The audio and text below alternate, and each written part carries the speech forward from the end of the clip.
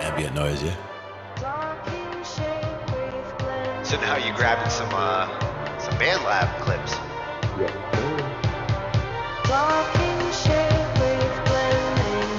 Now for me that would also be something where I would use like volume automation and like bring that from the bottom, like bring it in and then bring it back out. Kind of.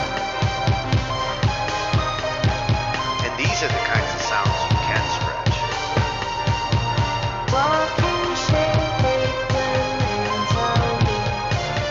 With this AI, like stretching it actually can be cool.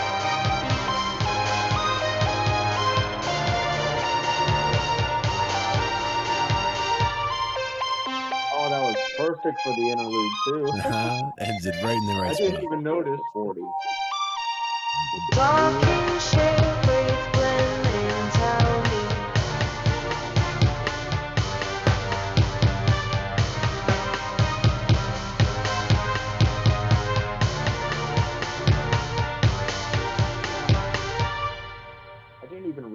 texture faded out at the interlude until it happened. I'm like, wait a minute. Sometimes you just, it was just meant to be that way.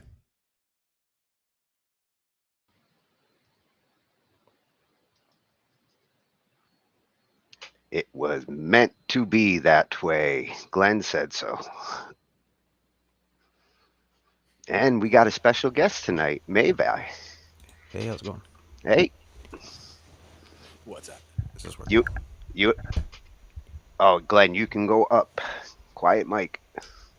Quiet, Mike? Or am I just not close enough? That's a little better. We'll see what I got. And Mayvi helped us to kind of nudge our topic tonight. Vocal Unintentionally. harmonizing. Well, we were talking about harmonizing, and we're probably going to do a couple of different episodes for different types of harmony, but I think vocal harmony is the place to get started. Oh yeah, definitely. Absolutely. Seems like a good plan. And then guitar will probably be the next one. Wouldn't surprise me a bit. So I went and dug up a couple of videos last night as we were looking through things, and I think I got a good collection here.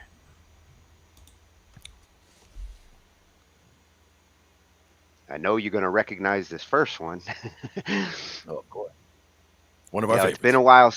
Yeah, and it's been a while since we've had one of our videos with some of our topics. We've been going all over the place, but since we're getting into vocals, and she's like the source for music theory in general, and I like this video in particular, especially to start, because she talks about how she wishes that she had been taught what harmony is, and she feels like this would have been a better approach to teaching her about harmony than the traditional approach that we tend to have.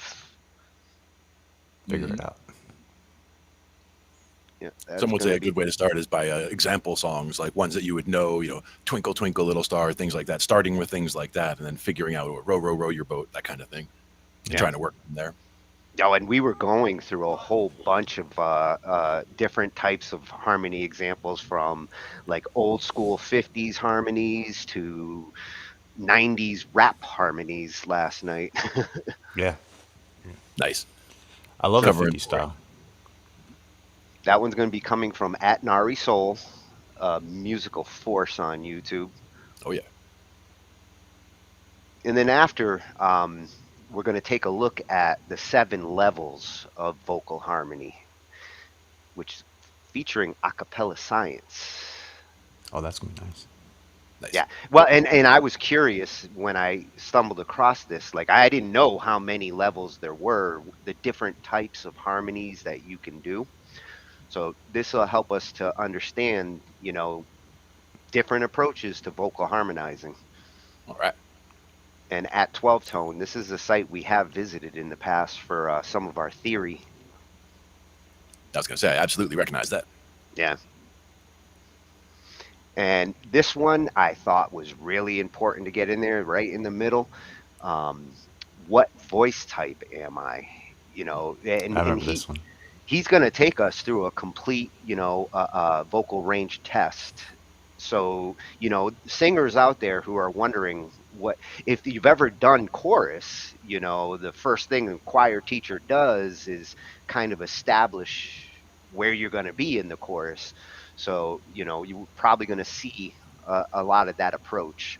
Mm-hmm. Absolutely. And this one comes from @Aussie Vocal Coach. We got an Aussie in there. Yeah, that's a freshie channel. Mm-hmm. It didn't look familiar. Yeah, and now this one's not a freshie channel, because we've definitely had them on 2 different channels that go with this one, Singio and Pianote. Love these guys. Yeah, when we've had some of our vocal nights, these were some of the best videos that we checked out. Definitely. both for ranges as well as for exercises and ways to improve different sections and all that kind of thing. Yeah, you get a lot of good vocal coaching out of this site. Yep, at Singio Official, and that one's just a basic introduction into how to sing harmony for beginners. You gotta walk before you run. We'll check that one out too. And our final video comes from two vocal coaches. Terrace Simon Studios is going to be talking about how to hear harmonies, because This is a big one.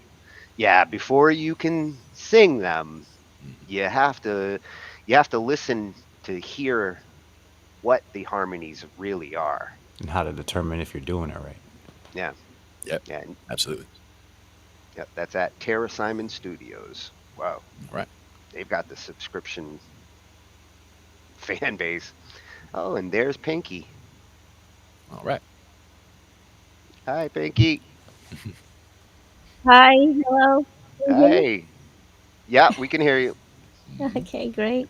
You ready to look at some vocal harmonizing? Your specialty? Yeah, let's do it. Mm-hmm. Where did we want to start today? Well, I think the best place to start is with Nari, and get to understand what harmony is and her opinion on the approach to explaining harmony. She says this is how she wishes that how harmony was explained to her. Mm-hmm. Makes sense. And that's the kind of thing where, I've seen a few different videos of that kind of a style, whether it's guitar playing or bass playing or whatever, where it's, the things that I've learned now that I wish I knew then, because it makes it easier to, put things in order and learn things in a structured way so that you get the right things one after the other to have them build properly so that things don't just surprise you or make no sense out of nowhere. Yeah, and you're going to get a different explanation depending on whether you're a singer or a guitarist, bassist, and the purpose of the harmonizing with different instruments, you're going to get slightly different explanations to them. Mm-hmm. Absolutely. And vocal harmony is a great place to start because that is one of the places where, right away you could have, 3-4 people in a room and get some harmonies going. Yeah, and that's where you get into the 3 and 4 part harmonies, which we'll be seeing some talk about that throughout. All right. And this one you said is from Nari Soul. Yeah, this is at Nari Soul, one of the best channels that we've ever found. Absolutely. And you can find her on other channels too. She does stuff with PBS, and she really studies. Oh yeah, she studies music across the board.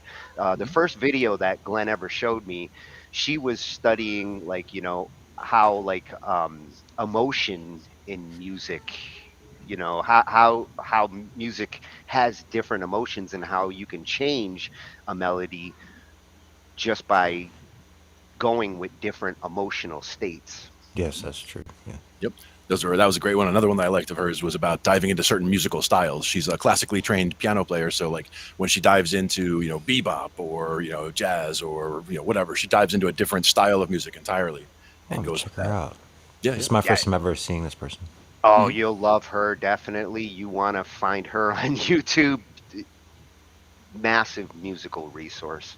Another great one was taking a song like Happy Birthday and reimagining it in the styles of 10 different composers, where you can see on the screen she's popping up what the what are the things that she's putting into the style that make them that signature for Right. Okay, that's cool. That's cool. Yeah, she really gets into the characteristics of the different composers, and you can hear the difference between the Beethoven version and the Bach version. Mm-hmm. Exactly. All right, so let's jump into it. So let's see how harmony should have been explained to us. Yeah, I'm curious. Nari Soul, I'm a pianist composer, and in this video I'm going to do my best to explain music harmony in the simplest way possible. I think a lot of textbooks and music schools tend to overcomplicate this topic a bit, so I was thinking to myself, if I were to keep this under 10 minutes, What are the most important points I would include to help make sense of this all? So this may not be the most comprehensive guide, but that's not the point. I'd rather give you the context in which you can use this knowledge to help support your music making and, more importantly, break free from thinking like there are all these details that you need to be mindful of and all of these rules that you need to follow. I also have a very special announcement to make, so look out for that in this video.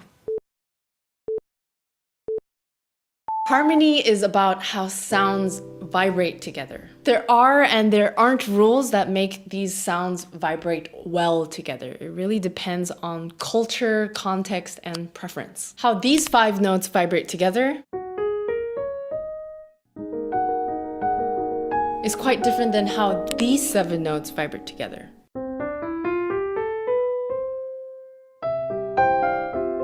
Which is one of the most important sets of notes in Western music. So much so that if you go to a piano and you just play the white notes, you're already plugging in to the 7-note scale, which is called the major scale. There are many ways to break up the distance between an octave.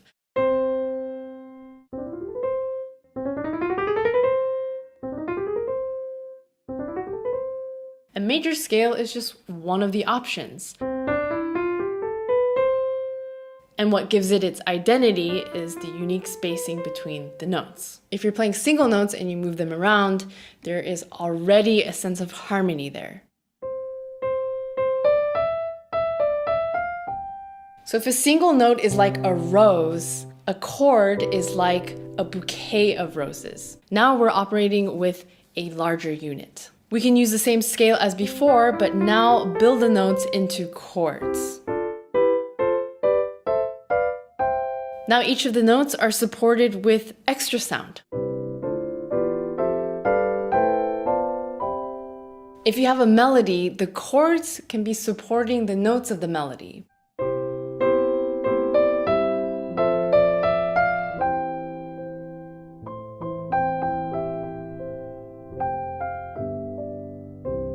The strongest note of a chord is very fittingly called the root, and it's like the base of a bouquet of flowers. It holds everything together. So the root of this C major chord is the C.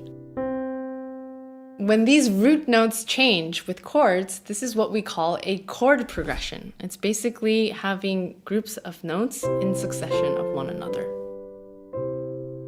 A lot of times in school, we're taught to memorize these chords and we're thinking of them as a straight line. But I like to think of them more three-dimensionally, as if these chords are sort of orbiting around each other. Some chords have more gravity than others. And that's also why some chords are used more often than others. Like breathing in and out, having chords like 1 and 5 is like having an anticipation and then a release. This tension and release is what gives music shape. It's no different than how a good story has ups and downs, and this is what keeps you engaged. The amazing thing is that you can make these chords as big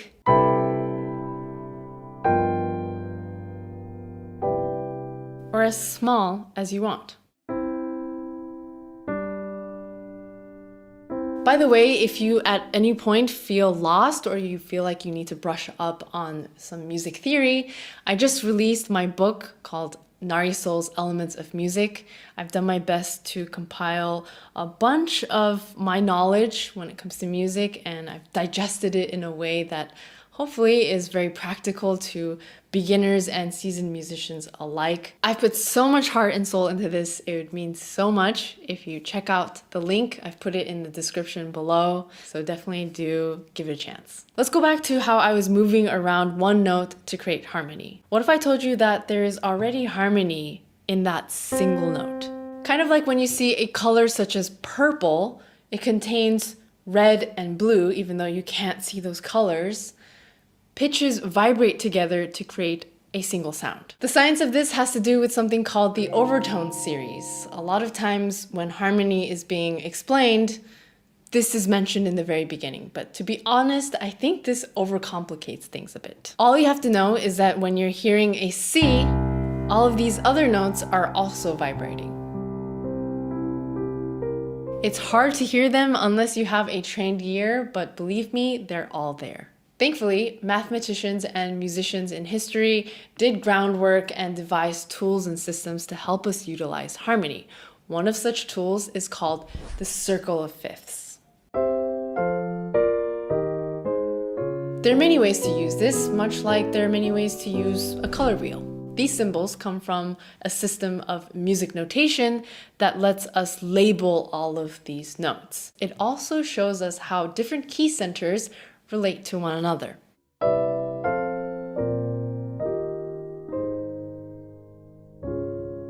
Again, it's really all about how different groups of notes vibrate together. This is what composers keep in mind to play with contrast. Think of the color wheel again. Sometimes we want to choose colors that blend well with one another. And sometimes we want to choose colors that are in contrast with one another so that they pop out. Similarly, sometimes we'll use key centers that blend well with one another.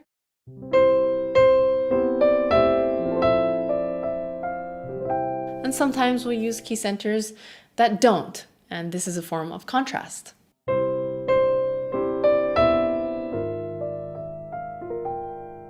Now, color is a very subjective thing. It really depends on context. It's the same with music. What sounds harmonious and settled is what we call consonant.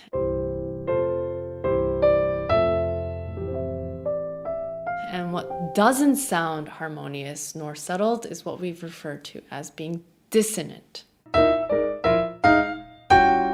The reason why something like this sounds more dissonant is because of the frame of reference we're in.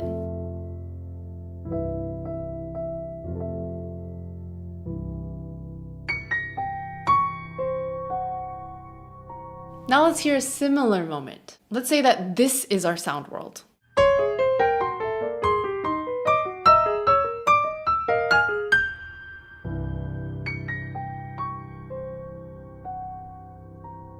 Perhaps that felt different. Perhaps less dissonant, even though in the previous example, it felt quite a bit more dissonant.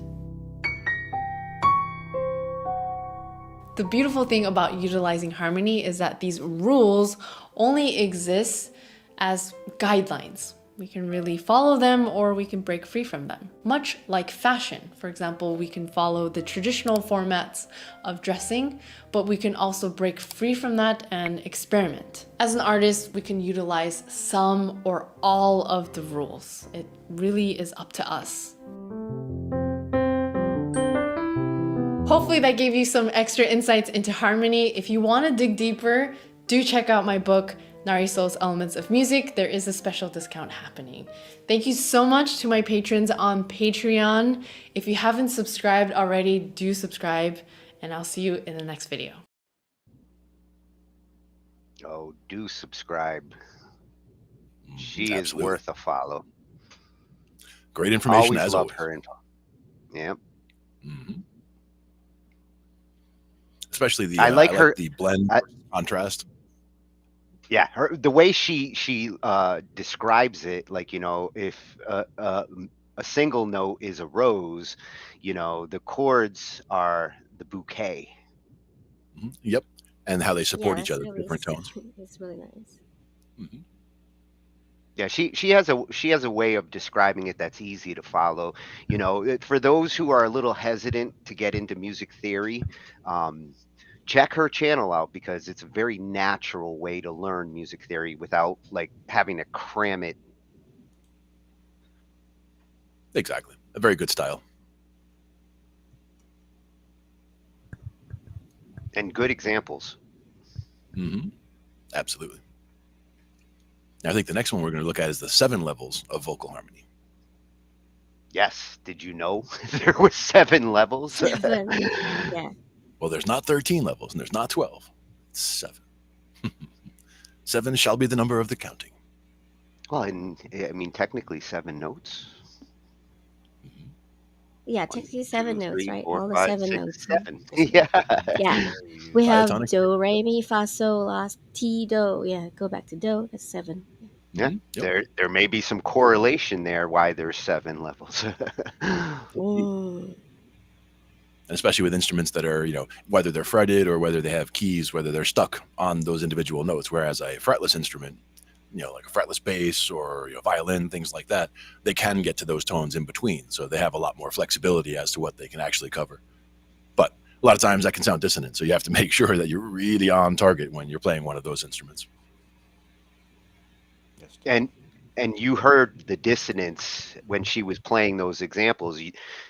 This is the difference between what sounds harmonious and what sounds clashy. Is this working? Yep, you're good. There you go. Mic check. I'm curious. What's that? Look at all the Oh, the the different yeah videos on this channel. the pictures on the videos. It's Yeah. really catchy. Well, the cool thing with this channel is it's a lot of sketch description, so you really Yeah. see things visually because they sketch it out as they're explaining everything. And as you can Is that an see, elephant? they cover all sorts of theory on this channel. This He's is Exactly. using an elephant. That's how I recognized it. Yeah. this is coming from at 12 Tone over on YouTube. A little something something music theory. Something. And what we're going to look at here is the 7 levels of vocal harmony, and it's featuring a cappella science. Ah, a cappella. Well, This it's artist harmony. impossible to talk about harmony and vocal harmony without mentioning, a cappella in it, because Sure. that's truly the science of vocal harmony. And also the hardest of harmony. It's the one that you should strive to achieve to improve your vocals. You get good at it, and your backing vocals and your leads will all improve. Yes, definitely. It's helped me a lot. And it forces you to think in 3 and 4 part harmonies, because a lot of times it's the root, the third, the fifth, and then an octave higher on the root. Mm-hmm. Yep. Yeah. To have a Or full add a harmony. seventh in there too, if you want to. Yeah, once in a while you can get Cool chord. fancy and throw a seventh in there. That's where you start getting the 4-part harmony. Because if you're putting a root on the top also, then that's only still technically it's 3 parts because 2 of them are playing the same note. Yep, exactly. Yeah. On a Octave different octave. You could also throw in, a 13 or an 11 or a 9, but usually it's that 7 you're going to start with. You fancy bastard, you. I think we have one where we You're go. fancy, we're going to start going a flat 9. We have one where we put an 11 in there. I think. Well, higher than the with the, it's easier to use instruments for doing that, but then human voice only have 4 different types. Yeah. Well, you can do it with the human voice, but how it fits in, sometimes it's better to use an instrument to get those notes than the only way if it works with the vocals is to try it. Yeah, exactly. Yes. With something like a piano, you can spread those tones out a lot, though. So you can have, the root all the way at the bottom, and then you start stacking, but you're stacking them an octave apart so that they sound more distinct. Whereas you can also cluster them all together in the middle, and then it's the same tones, the same chord, but it sounds very different because all the tones are right together. Yeah. Or they Why sound it's best too to have much. a bassy sometimes, voice and then a more soprano voice, tenor. It's like mixing the different tones because there's different ranges in voices, which Yeah, you'll see different ranges, later in different that types one of video. voices. Like what's your best type? And as you spread it out, you'll start to hear the harmonies more as they're spread than when they're all close together. Things start to Yeah. sound It's very hard to hear clustered. when they're tight. Yeah. That's when you have to solo it out and listen and sing along with just one line. Make sure that's right, and not duplicate Just that line like to the next one. just like a rose, and when the rose is blooming, it will look more beautiful than when it's still Yeah. what do you call that? Yeah, Everyone right. It looks So looks more full. It sounds more full. yeah. So when the rose is blooming like that, it will look really pretty. It's the same thing with harmony. You spread Yeah. it out, it will sound more And it'll sound beautiful. pretty Yeah. Yeah. if you do it right. That is the key. Doing it right. But So- you gotta learn how to hear it. Let's take a look and see what these 7 levels are. Sponsored by Skillshare. Hey, welcome to 12 Tone. We don't really talk that much about background vocals. In my experience as a singer, it always felt like something that other musicians just sort of assumed you already knew how to do, which, yeah, some people definitely can find good harmony lines by ear, but as with everything else in music, you can get much better results with just a little bit of intentionality, so as one of the few vocalists on Music Theory YouTube, I thought it might be helpful to look at some different approaches you may not have tried before, and since everyone else is doing these 7 levels videos, I figured I probably should too. Before we get started, a couple notes. First, I tried to rank these based on how much they stand out to the listener, which is often correlated with difficulty, but I don't mean to imply that the higher levels are better. Each one serves its own purpose, and each one is worth knowing how to do. Second, for the sake of time, I'm just going to focus on adding a single harmony line, but the same principles will apply to larger background sections too. You just do the same thing more times. That can get exponentially harder to do, especially at the higher levels, but the basic principles don't really change. And third, I'm not really going to get into complex harmony notes. That's just a question of reharmonization, which Adam Neely and 8-Bit Music Theory have both already done great videos about, links in the description. What I'm interested in are the arranging techniques of the vocals themselves. And finally, if we're going to do harmony lines, we need a main melody to work with, and while my degree is in vocal performance, I've barely even warmed up in the last 4 years, so instead of subjecting you to what's left of my voice, I'm bringing in a friend who knows a thing or two about harmony vocals, Tim Blay from Acapella Science. Tim does these beautiful acapella parody covers of pop songs with lyrics explaining scientific concepts like nanobots and entropic time, so if you haven't heard his stuff, I'll link that in the description too, and I highly recommend it. Tim, what have we got? Alas, my love, you do me wrong to cast me off discourteously. Ah, Greensleeves. It's so public domain. Now that we have our melody, let's get right into level 0, background lines. Alas, my love, you do me wrong to cast me off discourteously. These aren't really harmony vocals because they're not connected to the melody, but it's a thing you can do with background singers, so I wanted to include it. In a background line, your singer becomes just another instrument in the band. Here I have Tim singing what are called guide tones, which are the 3rd or 7th of the chord underneath. Or actually, he's just singing the 3rds, but in principle you can use either one in a guide tone line. These are the 2 most colorful tones in the chord, so they add a sense of richness and character to the sound, whereas if he'd sung the roots... Alas, my love, you do me wrong to cast me off discourteously. It'd sound thicker, but a little bit empty. Don't get me wrong, root lines sound great too, but in progressions where the root isn't just moving by step, guide tones give you more options for smooth voice leading, because you can switch from the 3rd on one chord to the 7th on the next. You can also layer a bunch of these lines starting on different notes to create a choir effect, but I didn't want to make Tim record that many parts. And background lines don't have to be these long-held notes either, they can be anything you might do with a normal instrument. I could have had Tim sing some arpeggios instead. Alas, my love, you do me wrong to cast me off discourteously. Or do a cool rhythmic figure, but if we get into all the ways you could possibly write a background line, we're never gonna have time for the actual harmony parts, so let's move on to level 1.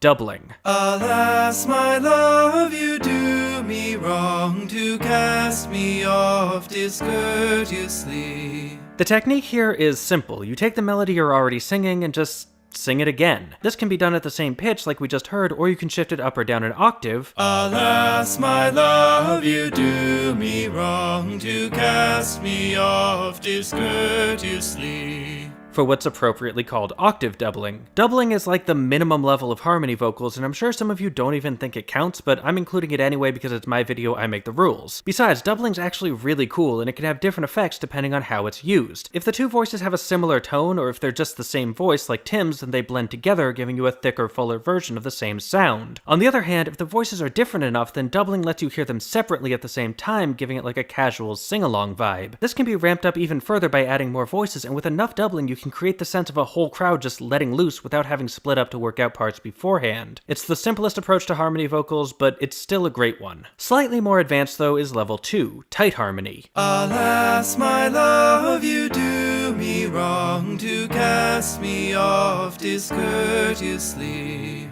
Here's where we start to see actual harmony notes. The idea is to write a new line starting on a different pitch but following the same contour as the main melody, so when the melody moves, the harmony moves in the same direction by about the same amount. This is done by picking an interval, usually a third above or below, and trying to keep your second line that interval away from the melody. So like when Tim is singing B flat here, he's harmonizing it with the G a minor third below. This approach runs into problems sometimes though, like here Tim's singing F and the note a third below that is D, but there's no D in an F major chord, so I had him drop down to C instead. You'll also notice that he varies between major and minor thirds a lot to keep both lines in the same key. This means writing a tight harmony line does require some attention, but if you just bump every wrong note to the nearest chord tone, you won't go wrong. That said, while I wasn't going to spend too much time on fancy notes, this is often a pretty good place to sneak them in if you want to flex a little bit. Check it out. Alas, my love, you do me wrong to cast me off discourteously. Here I kept that D, using it as what's called a tension, which is an extra note that's not part of the chord but sounds good over it anyway. Over here I used B natural, the major third in a minor tonality, to imply some internal conflict over the word love. Here I used D flat, the flat 7 of the chord, turning it into a dominant 7th to set up the following D chord, and then here I used A sharp, the sharp 5, because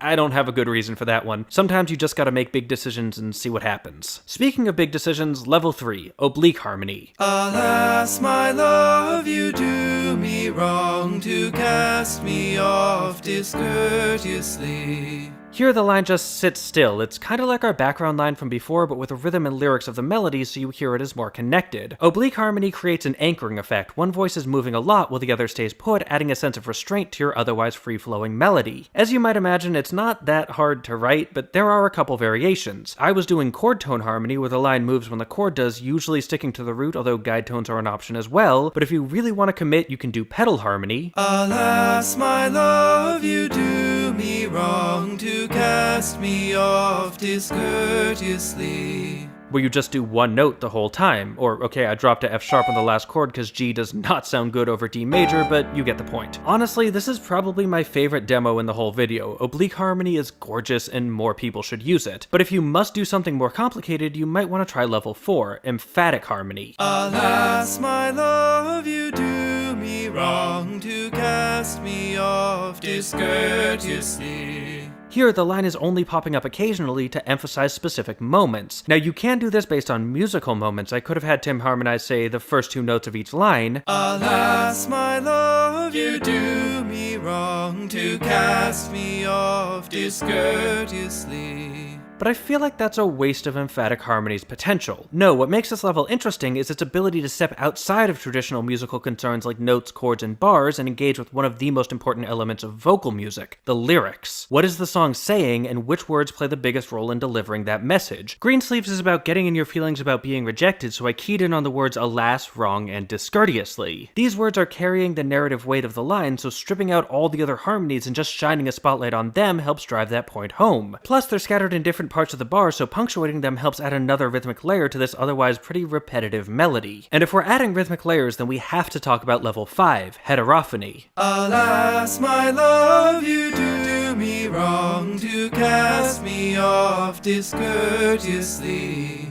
Okay, now things are getting weird. Heterophony is when you have multiple voices singing the same melody, but each of them is embellishing it differently. Like doubling, this can create a sense that you have a group of people just like hanging out and singing songs, but with heterophony, it's less rigid and more involved. It's not just one melody anymore, everyone's bringing their own thing to the table. So how do you write it? Well, you usually don't. I mean, I did for this video, but a lot of the time heterophonic parts are improvised. You give everyone the melody and just let them play around with it however they want. This does require trusting your background singer, but in my experience, background singers tend to be twice the musician their lead is anyway, so they'll probably be fine. You can also combine heterophony with other levels like tight harmony for even more interesting sounds. Real heterophony is pretty rare in Western popular music, showing up more in the traditional music of cultures like Thailand, India, the Balkans, and Ghana, but it does appear sometimes in jazz and soul music as well. From there, we move on to level 6, counterpoint. Alas, my love, you do me wrong to cast me off discourteously. Here, we're effectively writing a whole new melody with a completely different contour, and if that sounds tricky, good news.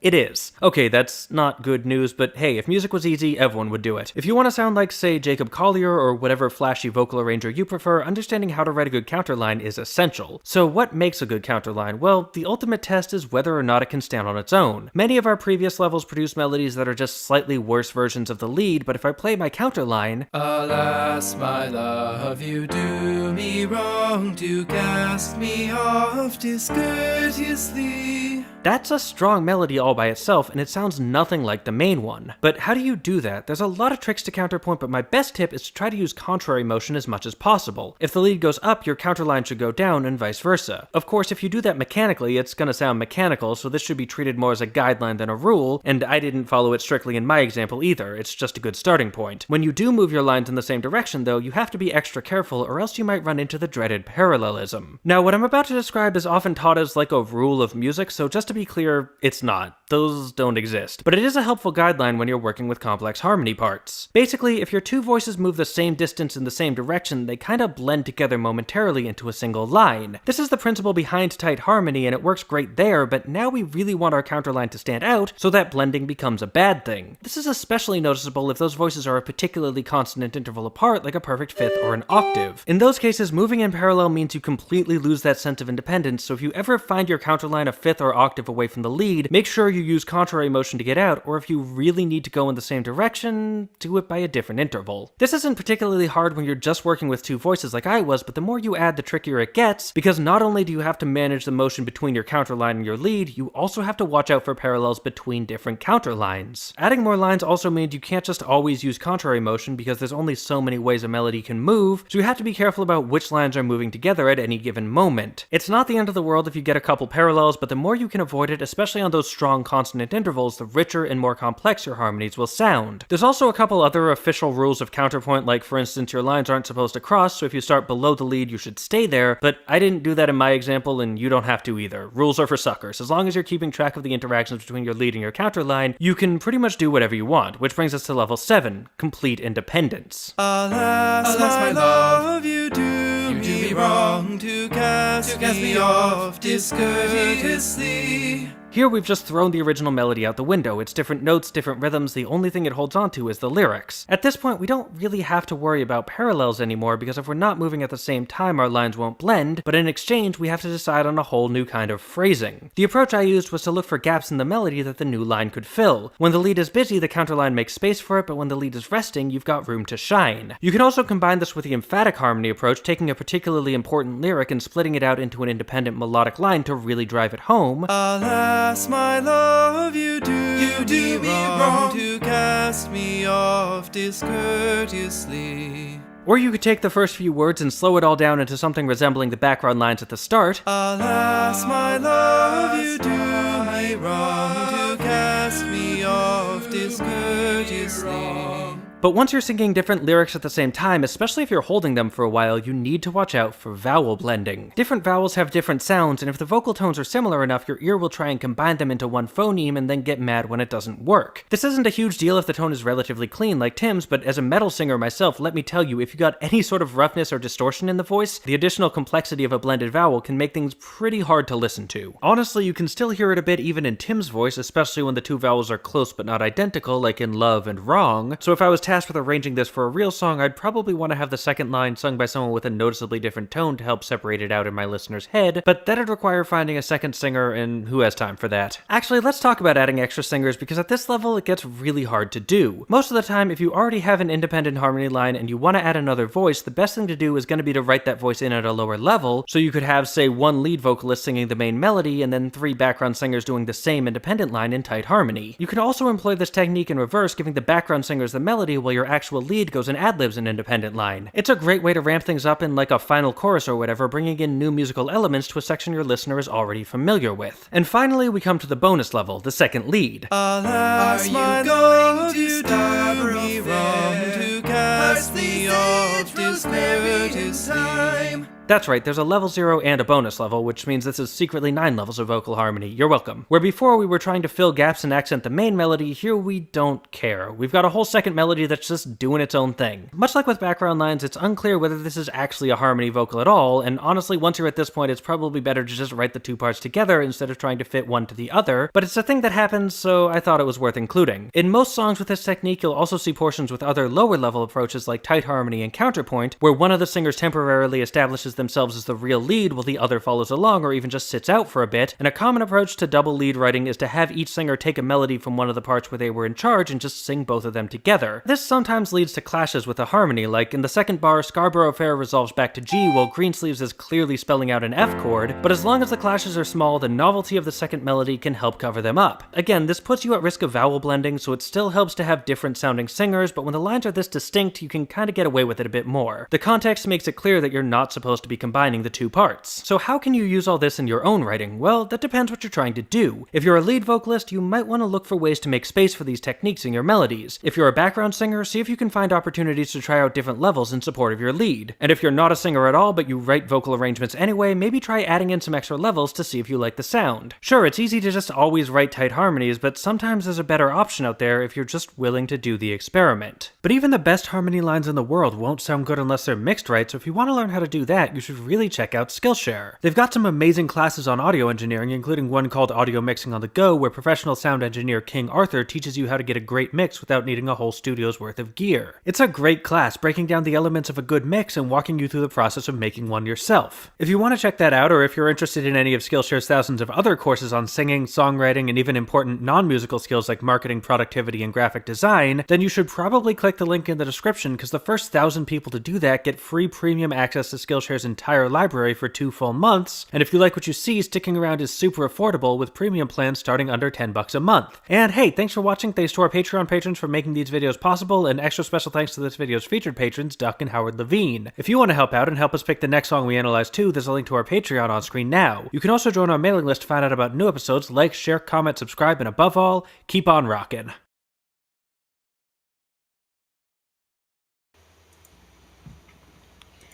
That was really interesting. That really clarified a lot, huh? Oh yeah. I We love need it some so much. vocabulary for what we do. Well, and you know, all those different styles that we were looking at last night, he explained every single type there. Like those 50s kind of harmonies, you know, were in one level, and like the rap harmonies that we were looking at, that's where the emphasis technique really works. I really like the way he described everything in different levels like that. You know, it's like, wow. I didn't know that about the vowels though. What in where Ask you about- where you harmonize strategically is part of the different techniques. You know, I agree with him. The oblique approach is simple enough, and it is effective enough that more people should start there. Yeah, it's pretty easy to do that one. I mean, it It's all makes about sense. making sound. Yeah, it makes sense to do like the doubling if you're just starting out, you're getting comfortable as a singer, and you want basic harmonies. Like starting at level 1 there with the doubling does make sense, but as you progress, the oblique is nice and in the middle. It's not super complicated, and it starts to fill out, gives you a little room to improvise. Yeah. I don't even remember all the names. Well, the good Like thing, when you said, don't even The know oblique if one I was where you sing like pronounce pretty them right. linear melody, and everyone else is doing all the chord changes around that melody. Oh, yeah. yeah, also and have if you parallel. go to the video, they've got it nice in chapters, so you can really like re-review. This is a video I I would go need to. I would go Yeah, back to. yeah, I would go back to it too. A lot of it does also would- depend on whether you're trying to write something, compose something, or whether you're trying to, you know, harmonize with people just on the fly, doing, you know, a song that somebody just picked just now. Like that's where the things like tight harmony, or, you know, keeping things, you know, whether it's octave or doubling, keeping things simple rather than doing things too crazy. Because if you're Yeah. writing the part, you can always nudge a note up or down. But if you're doing it live and you hit a wrong note, that kind of throws the whole thing off. Yeah. Yes. And you see as it got more complex when it gets to like the counterpoint, counterpoint is awesome.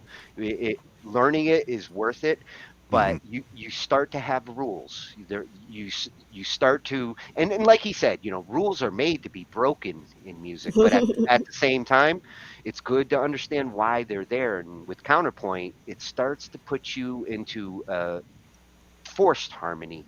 Hmm. Yes. Yep. And like you mentioned, the more voices you add, the more difficult it is to find new places for them to go because, is it going to go up? Is it going to go down? What else? What's the third one going to do? It's so many things you can do. So you got to figure Yeah. it out. I like that he threw in a couple of secret levels there at the end, you Oh know, yeah. Nine, which, yeah. which was good because once you get past these seven levels, it starts to become like improvising. Depending on the Yes. voices, like he mentioned, if you're going to try these like really advanced techniques, you're going to want to have slightly different voices. You wouldn't want to have like three singers who sound exactly alike. You'd want to have different tones. And the final point that he Or even made, different where accents. to get this harmony like technique to really sound good, you start thinking about the mix and how you're going to actually spread those Yes. layers. That could be a little difficult when you're doing What all these really voices. interesting what really interesting is when he talked about the scales. The notes that you decide to choose, which note that you want to put in there, and what type of harmony that you want to create. Is it like whole in major or whole in minor, or maybe you want to mix both? It's Look, kind of interesting. in some of those examples, he started to like when you start experimenting with like different voices, really trying different parts and timing.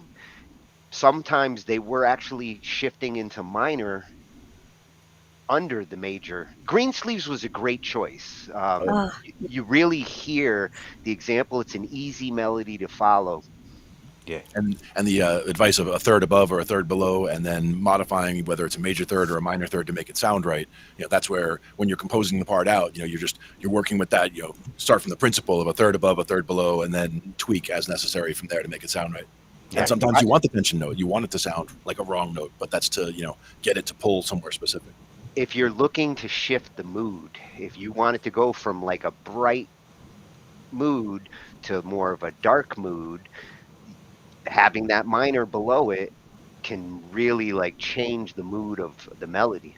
Yes. And sometimes you can just play outside. I mean, whether the notes that are in the key, and you can just decide that every fourth measure you're just going to spend the last half of that measure playing notes that are not in the key, playing outside to make it sound like you're hitting wrong notes. But the idea is to make it pull towards the resolution coming back in to the main part. Yeah, like a fill. Yeah, and Johnny had mentioned Simon and Garfunkel. He thought like Green Sleeves.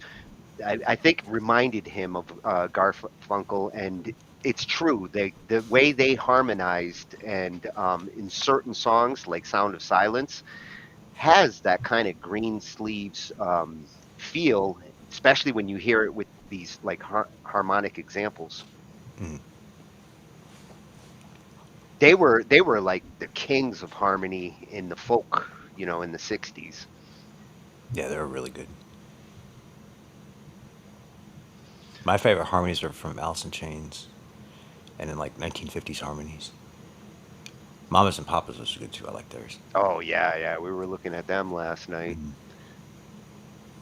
So now that we've started to understand, those levels, what we were talking about last night, Pinky, about like a singer understanding their range mhm. and like where a singer fits into the harmony layers. If you've ever done like chorus and had a chorus teacher like listen to your voice and decide whether you're an alto, a tenor, a baritone, or a soprano. Yeah, um, I've been there. these are the kinds of tests that singers should do when they're starting out to get to know their voice, as well as learn their range, where Mhm. their voice starts to break on the bottom side and on the top side. Trying to figure out where everybody fits. Yeah. Yeah, this really important to know your vocal range. Where is your vocal range? Yeah. And where do you fit in the choir Yeah, of in the harmony? harmony. Yeah, And even just maybe. understanding things like, head voice, mixed voice, chest voice, like all the different ways that you can modify your voice to cover your full range, because you can get from very low to very high, just using different techniques. Even like being more nasally for like a barbershop sound on your tenors and stuff like that. There's so much things you can do to like get different tones in your harmonies. And to We'll fill revisit out the your overtone part. singing too. Yeah, filling out your part by using those techniques, Hmm. especially with bass. Like, in order to get that like lower end, sometimes the breathing is part of it. Yes, yes. Takes more air to breathe to sing low. Yeah. Take it from Glenn. It does. It takes more air to sing low, you said? Yep. If I try to sing low, I can't. Like if I try to sustain a low note rather than a high note can be. I can hold it longer, I would say, than a You, low note. you But I know, don't for sing me, very I can hold a low note very long, but when I go to like real high, I collapse like halfway through the note if the notes are really long. Well, That's there's more part of there's A more low the note, song. I stress. have no See, it problem. depends on your vocal range. So, yeah. Yeah, mine is not that high, but I try. Yeah, there's more stress when you're singing high. Yes, definitely. And I feel like less airflow as well. Like if I'm singing low, it always feels like it's more airflow. Oh, So this one's going to be I coming kind from of feel the same too. at Aussie Vocal Coach. We finally got an Aussie in here, Glenn. And he's a vocal coach. Nice. With the vocal range test. Yeah, and with his channel, like he's creating fun and effective vocal workouts and warm-ups to help improve your singing. I like the philosophy.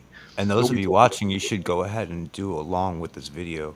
Yeah, do along. Yeah. I want to know your vocal range. Well, I think everybody who wants to be serious as a singer should at least define themselves here. Take this test. Mhm. Even if you didn't study, it's okay. Yeah. You don't need to study, you just need to do. What voice type am I? A complete you're- test. Ian Castle here, your Aussie vocal coach, and today I'm going to help you determine what your voice type is. Now, whether you are new to this channel or a very long time subscriber, you are probably aware that I create vocal workouts and warm-ups for different voice types. Now, as a singing teacher, I have a duty of care to make sure that you don't hurt your voice. This is why I create exercises in specific ranges based on voice classification, or as it is known in the classical world, vocal fach. Now, for the purpose of simplicity, we're going to explore the 6 major voice types: bass, baritone, tenor, alto, mezzo, and soprano.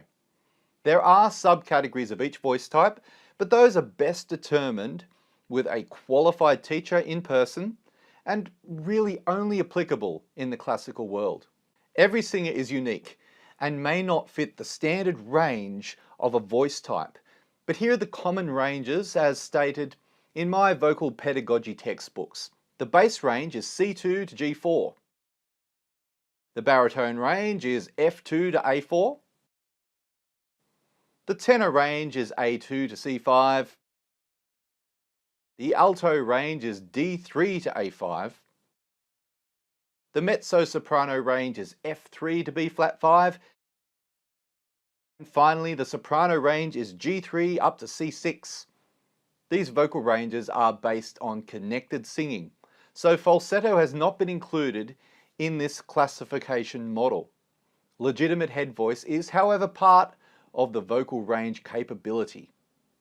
To accurately determine your voice, we have to explore 3 aspects of range: your lowest and highest notes, your primo and secondo passaggio, and tessitura. Let's focus on your overall range first. This is the C4 on my piano, also known as middle C. There! Every voice type is capable of singing this note. We are going to descend lower to find your lowest quality note. As soon as your voice becomes forced or overly breathy, stop and write the note down. I decided to start this vocal range test a little higher to allow the female singers to start a little higher in chest voice. On the screen you will see the corresponding notes join in on a comfortable note in your middle range.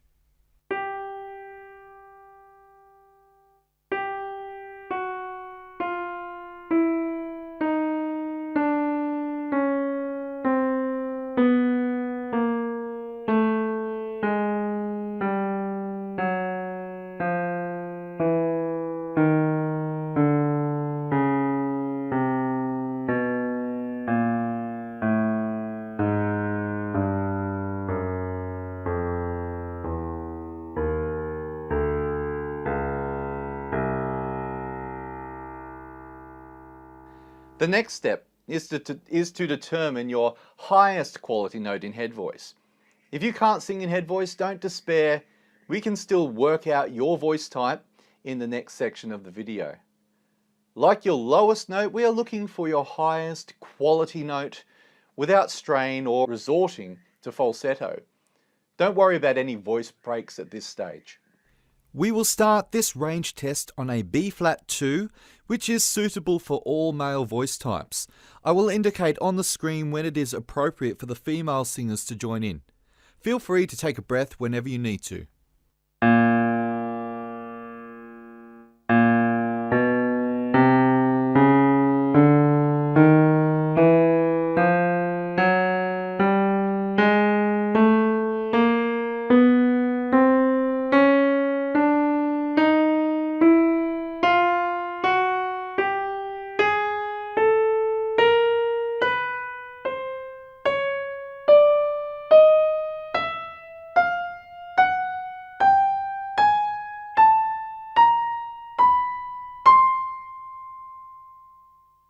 So now you have your lowest and highest quality notes.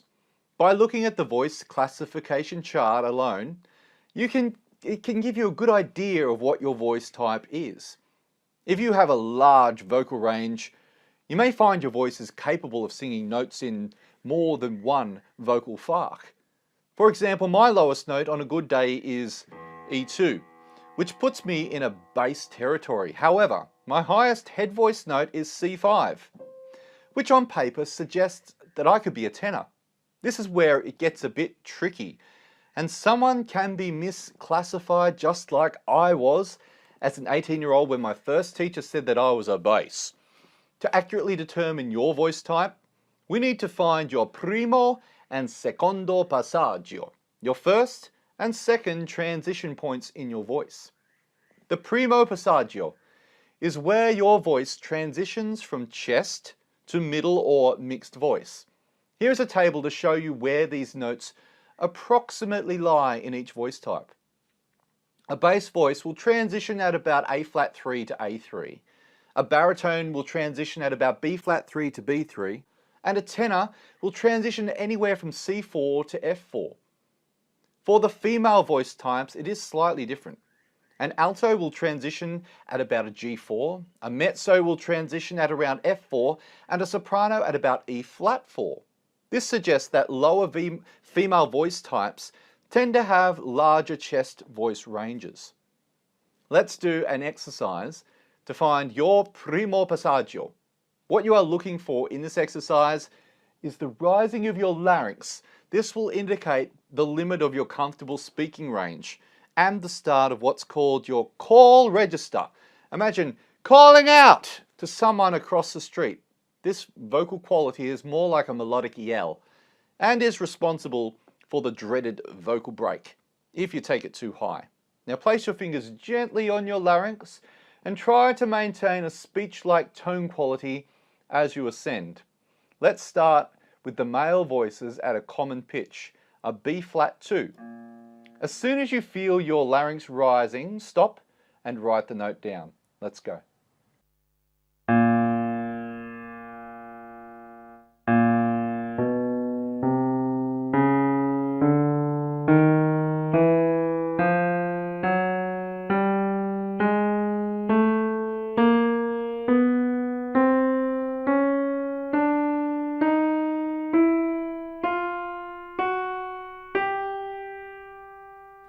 Now it's the ladies' turn.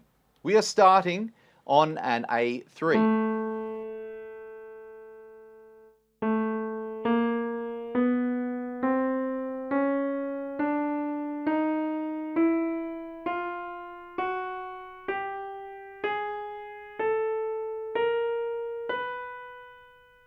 Okay, I hope you have written down the note where your larynx started to rise. For me, it's around about B4, which suggests a higher baritone.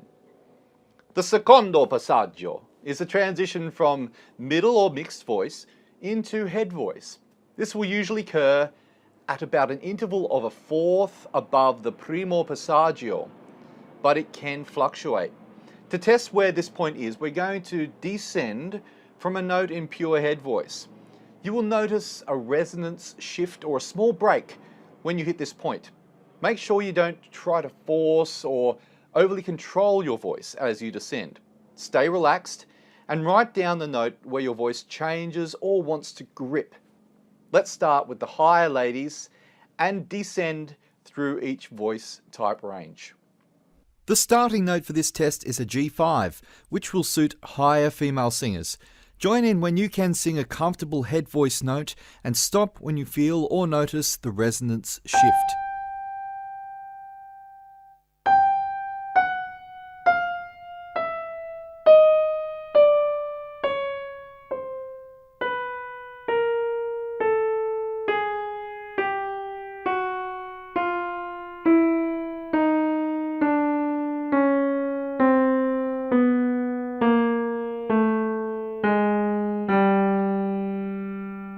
How did you go? You should now have two notes written down, your primo and secondo passaggio notes. Try saying that 5 times fast. Now here is the table again. I have added the common secondo passaggio notes for each voice type. Find your primo note first, and then find your secondo note. Do they match up with a voice type? Does your overall range match with the same voice type? If so, congratulations, you have discovered your vocal classification. But what if they don't match up? Now here are my results.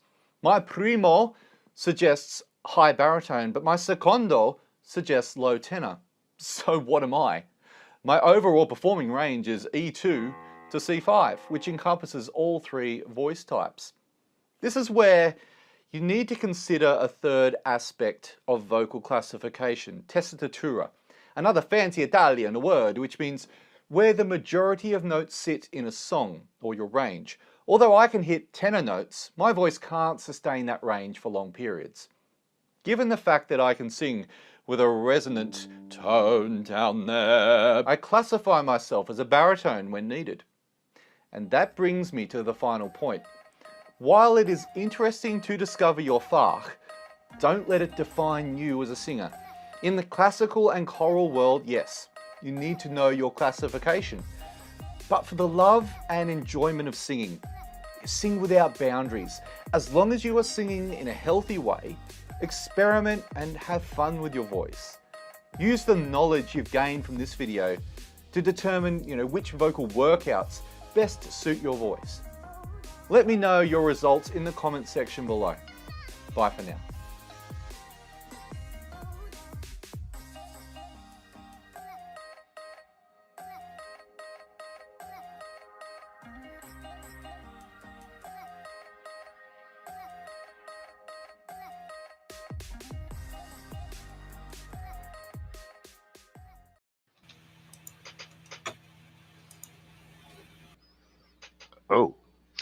Oh, for an Australian, he has a pretty good Italian accent. Primo e secondo passaggio. Something like that. Yeah, he's been practicing his Italian. It helps. But yeah, definitely some very cool stuff there. Yeah, and when he was mentioning the larynx thing, I'd never had tried that before. Yeah, I saw you trying it too. That's where that is. Yeah, I know my voice is very low, and the thing is that I feel like, the C2, that's way down there, right? I would think that's where that is. But I mean, I might be singing a C3 for all I know. No, you're Oh, definitely it's lower really than that. low. Oh, Yeah, that's more. You got it. Yeah, that's you're the That's C2. very That's bass. not. low. Okay. Your bass. And Pinky, you'd mentioned when you had done this before, falsetto. They don't consider falsetto as they're evaluating your voice. Yeah, back in the high school, my teacher allowed me to do it because he wanted to know how high I could. Because in choir, there are some parts that we needed to use our falsetto to reach some really really high And uh, it's good. It's good for a choir voices. teacher to know who can actually do good falsetto. But when they're trying to establish your where your voice fits, they don't like to use falsetto as a indicator because Yeah, it's not true to your natural voice. It's Yeah, about because anyone can push yeah, past their range with a falsetto. well, Right. yeah. like he So mentioned, the funny, where your voice breaks, where your breathing changes, or where your pitch starts to crack. These That's what they're trying to establish. Yeah, what's your so natural sound? So what happened was that on our first audition to join the choir, I was in alto because I wasn't using any falsetto back then. And then he did another audition for the concert, and then he allowed falsetto, and then he moved me from alto to soprano for the concert because of that falsetto thing. So it's like And likely because you could keep a good pitch up there, and you're I useful think in that I think range. And yeah, also, they probably needed a voice to cover that. And if they didn't have it by, going through the regular ranges, if nobody could cover that particular yeah, part, then somebody using falsetto to cover it. It's more of, like you said, an arrangement for that particular show or event, rather than it being classifying where you belong with your voice. As far as that goes, a lot of times they're looking at what they yeah. have as a teacher with a choir, for example. Because yeah, because choir is different, right? With the like the regular singing genre, choir is different, a little bit different, where you are required to use falsetto at some point. But I think yeah, this video is more general because everyone can use this vocal range because it's more general, which is yeah, this is the right one. It's You a have to it's a use good this. approach. Yeah, He is a yeah, good vocal coach. This is the standard approach. Mhm. yeah. Yep, that And was I that. always knew I was a bass. You were base. Surprise, surprise, surprise. Yeah, that's at Aussie Vocal Coach over on YouTube. And now we're going to take a look at an example. Mavi, you and Pinky have been working on a piece where there's a lot of harmonizing going on in this piece. Yes, Yeah, yes. It's a lot. a It's lot. 3 and 4 part harmonies. And you've broken it down. Best of my vocabulary. But yeah, pretty much. Let me to the tab here. All right. The vocal is not completely edited. We left it just like this without editing or whatnot. Yeah, because we Now wanted. when you started this, you started with your like root tracks, right, What I Mavi? started, yeah, was this line here, and I did doubling on a lot of everything. The leads I do doubling. I do doubling. We did doubling on her leads too, and we're actually singing the same pitches here for that one harmony type that the guy was talking about. So I'll go ahead and just play this line real quick so you can hear how that sounds. Hello, dear stranger. You are the natural one. We're getting a little breakup. Are you? Try refreshing it. Sometimes when that happens, refreshing BandLab will clean that up. Okay. Is it still streaming? Yeah, if not, then like the effects sometimes get in the way and cause that like glitchy. Oh, is it the sample rate? me see here.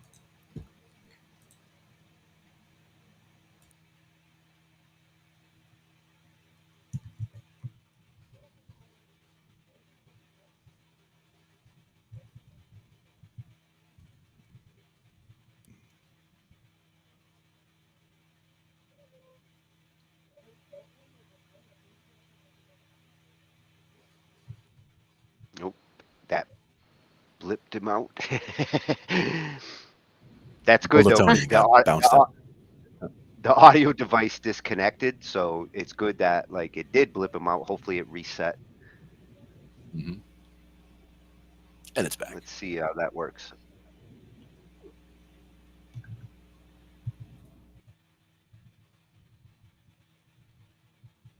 Oh, and pull him back up. Yeah, let's see if that fixed that.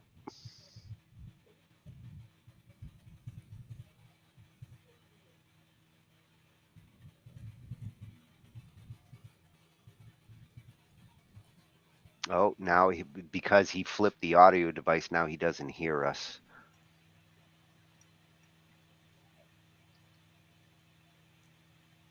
Oh, he can hear us in BandLab stream. Yeah, you might have to refresh restream to kick it back in. How's that working? Can you hear us, Mavi?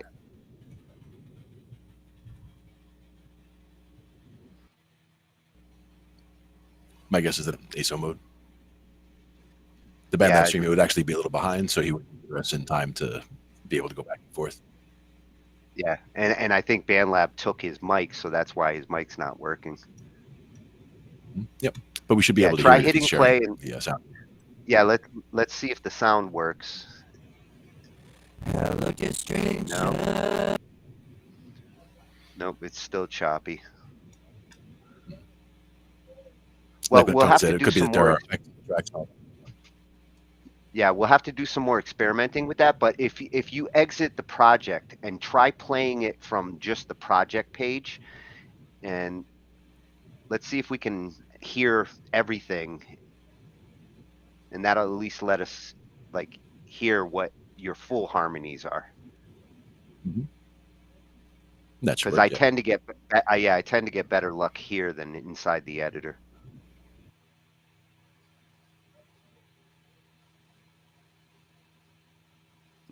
We're teasing the BandLab muse.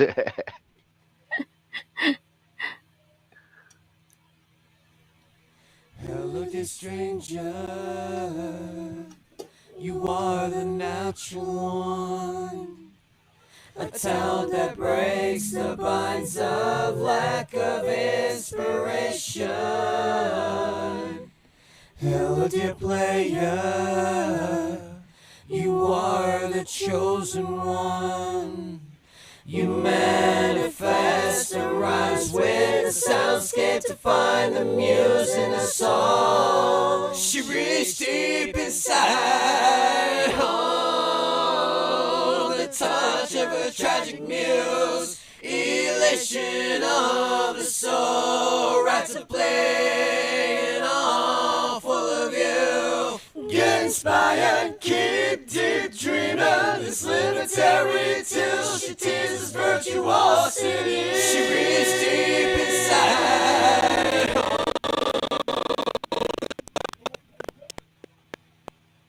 Well, at least it got through it. I love how you added that extra bass on the last part. You brought in the extra boom with that second bass track. You're bringing it in the bottom. Yep. And Pinky, whoa, your layers sound beautiful along with his. Very tight. Thank you. This is not even finalized yet because I still hear like a couple of melodies I can fit in there, but then I don't want it to sound like too much in a way because this is not an a cappella song. This is it has instrumentals at the back, but yeah, um, for now the Well, harmonies are all that. it's nice to hear like the strength of the harmonies here. Without the music, it really helps to emphasize, the amount of work that you guys have put into the harmonies.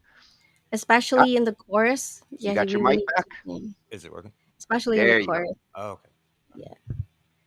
Yeah. So Yeah. I was saying, so the first part, you have the leads, and we doubled them up, and she doubled hers up, and so we got basically singing the same notes, and then I have a bass line going through for the first verse, and then so on the harmony parts, we got a third harmony, but she's an octave higher. I'm singing a third, but I'm an octave lower than her, so it gives us we got 4 notes there.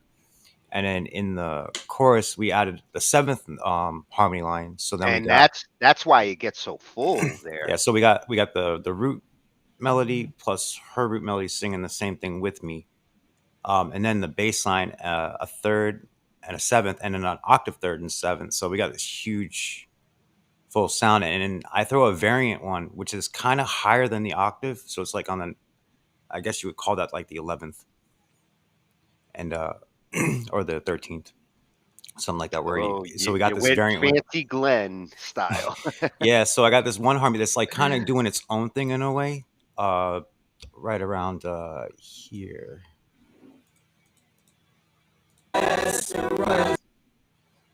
Right here. Kind of choppy now. She reached deep inside. Right there. While the other ones are going down. Well, and by using these different techniques on the different parts, it really does help to differentiate the parts themselves. Yeah. And it's mixed pretty good. I mean, it could use a little bit more tweaking on the mix, but you can hear it as a chorus. When Well, we it's first said not it, it's like even it was mixed yet. some of them were like really really really loud. You couldn't hear all of them. Yeah, Yeah, it's not fun. it's not mixed at all. Well, No Well, it's a mixing, lot preset, better than it was nothing. when we recorded it. Yeah, no well, nothing, no preset, no nothing. It's Yeah, just these are totally pure dry. Yeah. vocals. Yeah. it's been evolving because I've been hearing it as it evolves, and it's coming along. Yeah, but harmonies are really, really good. It's a lot better than the auto tune that I've been hearing everyone do. Like if you guys can start using the harmonies on your sounds, you can come up with like better tones than the robot sound with the auto tune, and it'll come up with some like really, really cool chord changes along with them too. Yeah, Because you're kind of limited with the auto tune. Is like it sticks you like on a third, and you can't really change it. yeah, and there are ways to use effects to do some harmony tricks. I was almost tempted to throw a couple of videos in tonight on that, but I feel like that would actually make a good topic for a future episode where Yeah. the harmonies are done through effects rather than the natural way. Yeah, the But voice pitcher. That's really cool. I think starting with natural vocal harmonies was a good starting point for tonight, Mm. and we will look into ways to do some of this through plugins when you don't always have the luxury of multiple voices and Yeah, there was singing a a really good third. one I heard. This guy was singing his raw voice on top of his voice with autotune behind it, giving it 2 extra harmony lines on his lead. It was really cool how he used that autotune on that. There's only one. Also this one thing that you can do with harmony is like if you have a piano melodies in your song or a guitar, any instrument that have melodies in it, you can harmonize with the instrument. Yeah. Mhm. Like yeah, the piano can be your harmony or you can be the harmony of your piano. Which I've heard you do. I've heard you harmonize Yeah, the guitar parts, which yes, sounds so really many cool. times. Yeah, there is I actually a guitar harmonize. harmony in this song, but we took the music out. It actually goes on the chorus. I got the guitar harmonizing with the Oh, whole in cascade layer. only time will tell. Right in the chorus part, right in the bridge part, we Oh actually yeah, yeah. harmonizing with the guitar. That's what I Maybe if was. you can, That's what I yeah, was talking yeah, about. Should I show them that the part? harmony. Yeah, let's take a listen to Only it. that bridge part. Yeah. All right. Let's take. This is one of your Harmonizing new with songs. I think it's a hit the moment that you played it for me, and it's making some noise on the lab.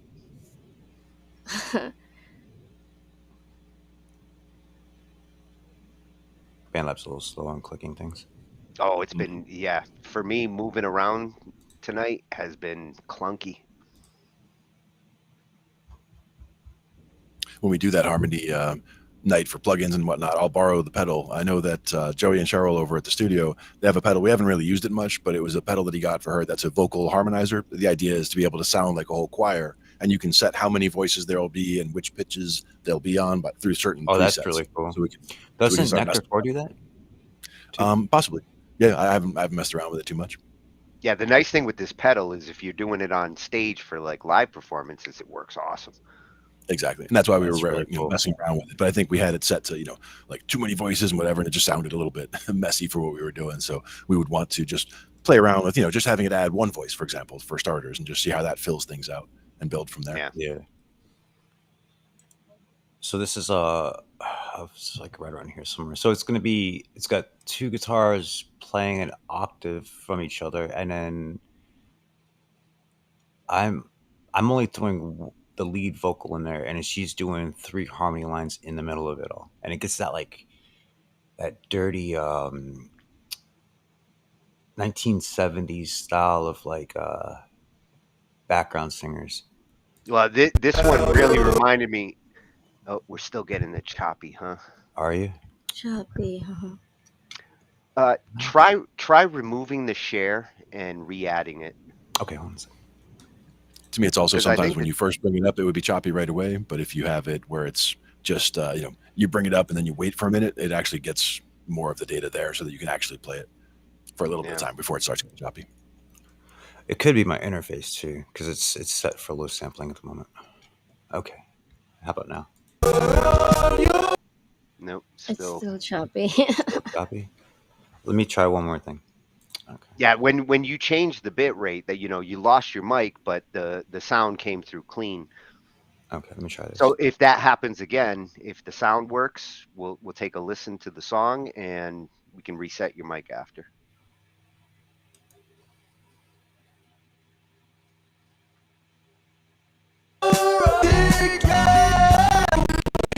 Nope. Not working. It started to.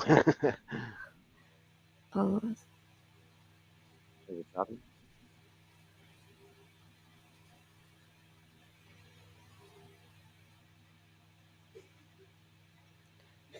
Yeah, No, now we can't hear it has, anything. now it has no audio. No audio.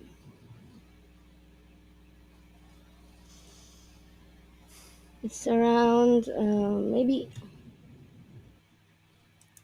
Is my mic here? Yeah, it sounds like now it's going out like a different audio I'm not source. playing anything. I heard music in the background too somewhere.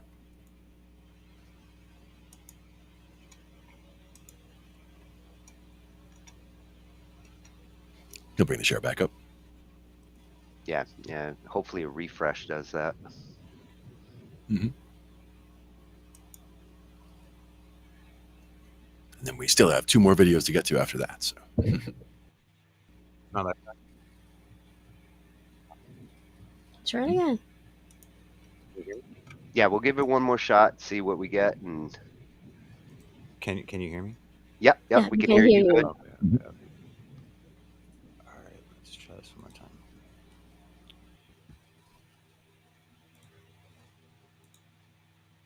I'm like right at the part.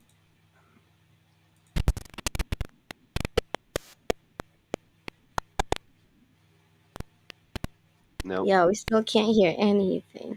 You can't Maybe hear it? Tony, you can play it. I'll Yeah, see. is it a private link or a public one? It's public. It's public. Drop it in the chat, and I'll try playing it from here. And it's on 2 minutes 20, I think. Yeah, somewhere around there.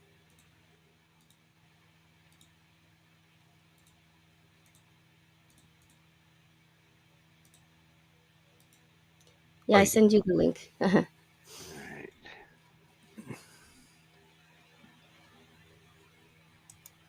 Now I still have my share up, so once it loads.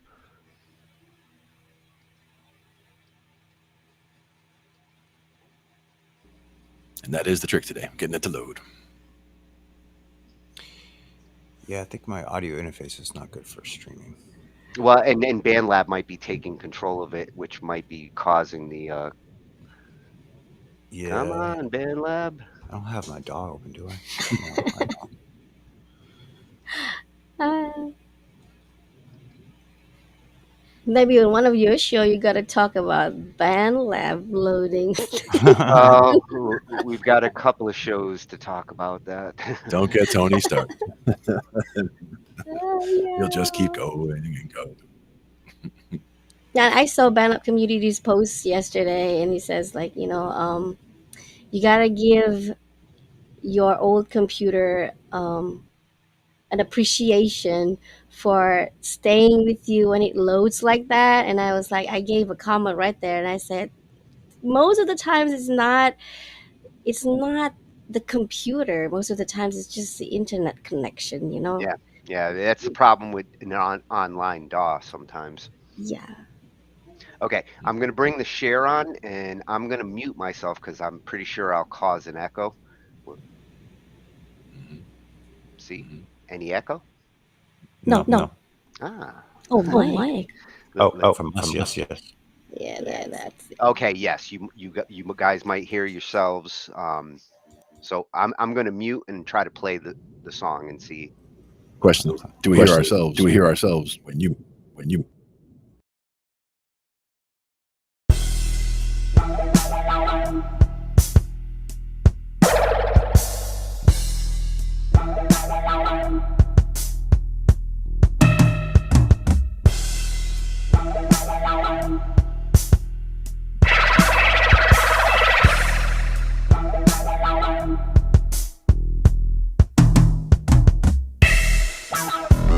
I'm pleased to meet you, I'm foreshadow, and these are my locked doors to know what stands beyond them. You must first relinquish control to see you won't make it free, so just carefully. That's life. This ain't a game that we are playing. The dealer draws your cards. It's mandatory to go all in. There's no falling. Now that you know, you are ready to begin your journey. Now you're on your own. Alone you were lost in the world, taking chances, seek your purpose. What will you do? What will you do? Spin your life around under faded blue skies. I wonder where you are, you must be lonely, only time will tell. You're staring closer to the stars in the night. Connect the dots to you, my one and only, tossing wishes and wells. Fate will not bargain. It ain't gonna bargain. You way too long to slow down. You ain't gonna get around it. I'm pleased to meet you, I'm foreshadow, and these are your unlocked doors. You know what stands beyond them. You now must relinquish control to me. You may disagree, such is tragedy. That's life. I'll say the game that we are playing. The deal was drawn in your cards. It's mandatory to go all in.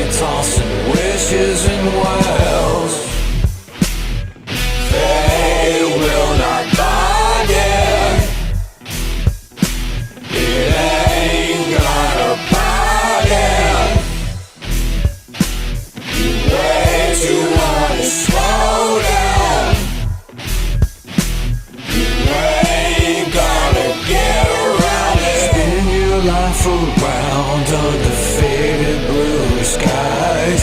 I wonder where you are, you must be lonely. Only time will tell. You're staring closer to the stars in the night. Connect the dots to you, my one and only. Tossing wishes and wild. Spin your life around under faded blue skies. I wonder where you are, you must be lonely. Only time will tell. You're staring closer to the stars in the night. Connect the dots to you, my one and only. Tossing wishes and wells.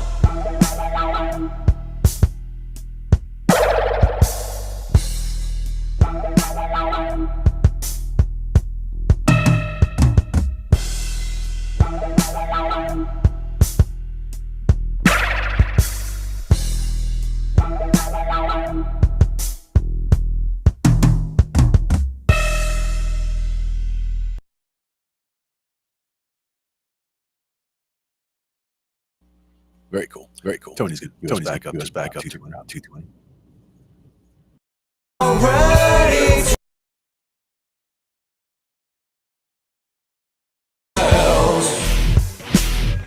They will not bargain.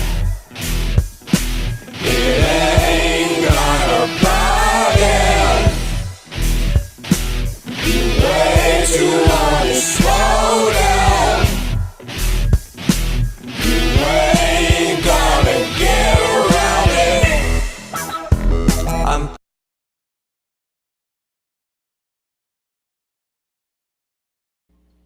Nice. Nice. Now, how are we doing on the echo? You guys getting an echo from your I still have it. Still echoing. Oh, okay. But if I'm you- going to but if you- remove the source. There we go. How's that? Yeah. Better. Yeah, so that was the part, the bridge part. We have 4 layers, actually only 4 layers, but then it sounds full because Mavi had his bass going forward, and then me on 3 harmonies at the back. So that's And what the it two sounds. guitars are doing the same And line. yeah, we're doing harmonies with the guitar melodies because the guitar are doing harmonies as well, and we're harmonizing with the guitar. That's the reason why it sounds like there are only 4 layers of vocals, but it sounds more full because Well, and it has a yeah, nice because of the, swell. Like it swells with the harmonies. Mm. It's like the swell comes from the slide, like sliding up to the note. Very effective use of harmony. I'll tell you, like you've passed the test. The more I listen to it, the more I like it. So that's the sign of a That's a good good thing. song. Well, look That's at really the good. you're already up to 1,000 plays. I just put it out, what, 4 days ago, 3 days ago? Yeah. wait, 1,000? We didn't even pay attention to it. It was like 700 earlier this evening. I don't know. It's just Oh. going up. Yeah. Yeah. Somebody liked it a lot. That's a hit. Very cool. It's got that combination of, like I was saying, the Bowie sound and the Pink Floyd sound Yeah. is the moods in there, the vibe. And Jimi Hendrix style. Always a A little little Jimmy. bit, a little bit. Always a little Jimmy coming from Little bit. Mavi. So, Very cool. so now that we've heard, some harmonies in action, and we've learned what harmony is and the different levels, um, our last 2 videos are going to give us some tips on, how to do harmonies for singers Perfect. and ways to approach them. The first one is coming from Singio at Singio Official, and Great channel. this awesome channel, and they also have a complimentary channel, Pianote, which for me, Pianote is my jam. But Singio's awesome for the singers, like lessons and instructions, exercises, full blown vocal coach for free on YouTube. Great resource. Yeah. I'll have to check her out.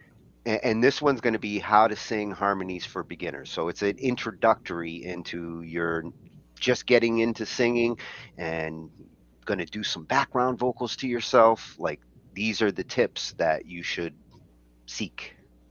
Mm-hmm. How to sing harmonies for beginners.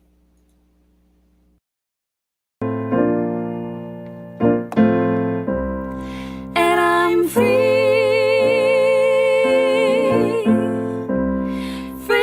falling.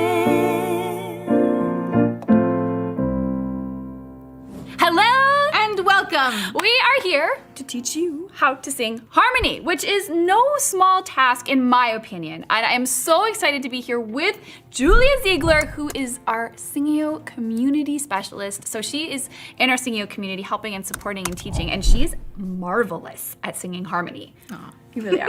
And so I'm so excited to have her here because this means that we can teach you how to sing harmonies, because I listen to music and I'm like, oh my gosh, that was effortless. I hear these beautiful harmonies. I start singing and she can just pick out a harmony. And for me, it's been a little bit more of a struggle to learn how to do that naturally. And so we're gonna be breaking down the process so that myself and you can sing beautiful harmonies. Let's dive in.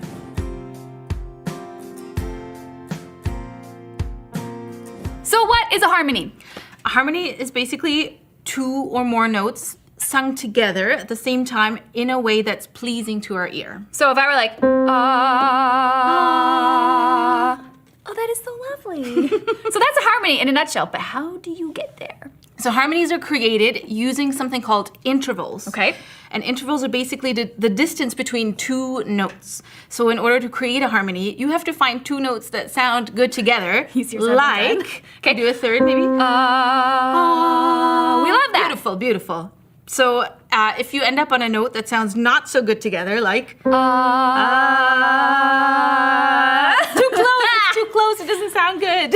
Then you're not singing a harmony that's pleasing to the ears. So we're gonna figure out how to find the right notes to sing to create beautiful harmonies. And to do that, I feel like we need just a quick little theory lesson, but I promise it'll be fun and exciting and also super duper helpful. So this note here is C. So we're gonna take this note and we're gonna give it a number. 1, and then 2, and then 3, and then 4, and then 5, and then 6, and then 7. And this is actually the same note. This is C, so we're back to 1. Now, if I sing the 1, and Julia sings the 3, we have what's called a third. 1, 2, 3. Beautiful. Now, if I were to sing the 1, Julia could sing the 4. 2, 3, That's lovely. Or she could sing the 5. 2, 3, 4. Now, there are a variety of notes that are gonna sound good to harmonize any given note. And that can be a little bit complicated. And we're gonna save that for another day because I wanna give you a tried and true surefire way to find a harmony so that you can get started on this and make beautiful harmonies for yourself. So, we're gonna play a little game and we're gonna use the Beatles. The Beatles are here to help us because if you've ever heard Twist and Shout, you're gonna have some context for what we're talking about here. So in order to do this, we're gonna need a couple different notes. So we're gonna bring one more voice in.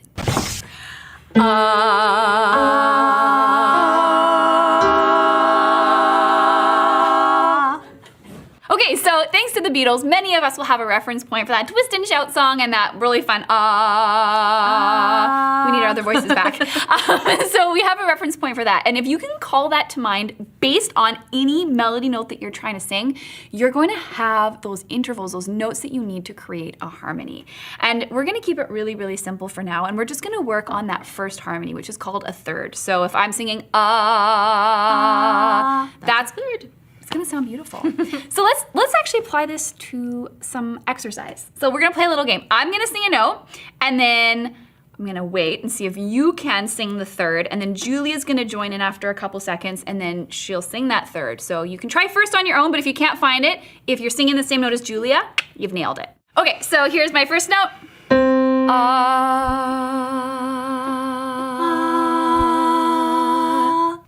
Okay, and then let's do this one. What's low?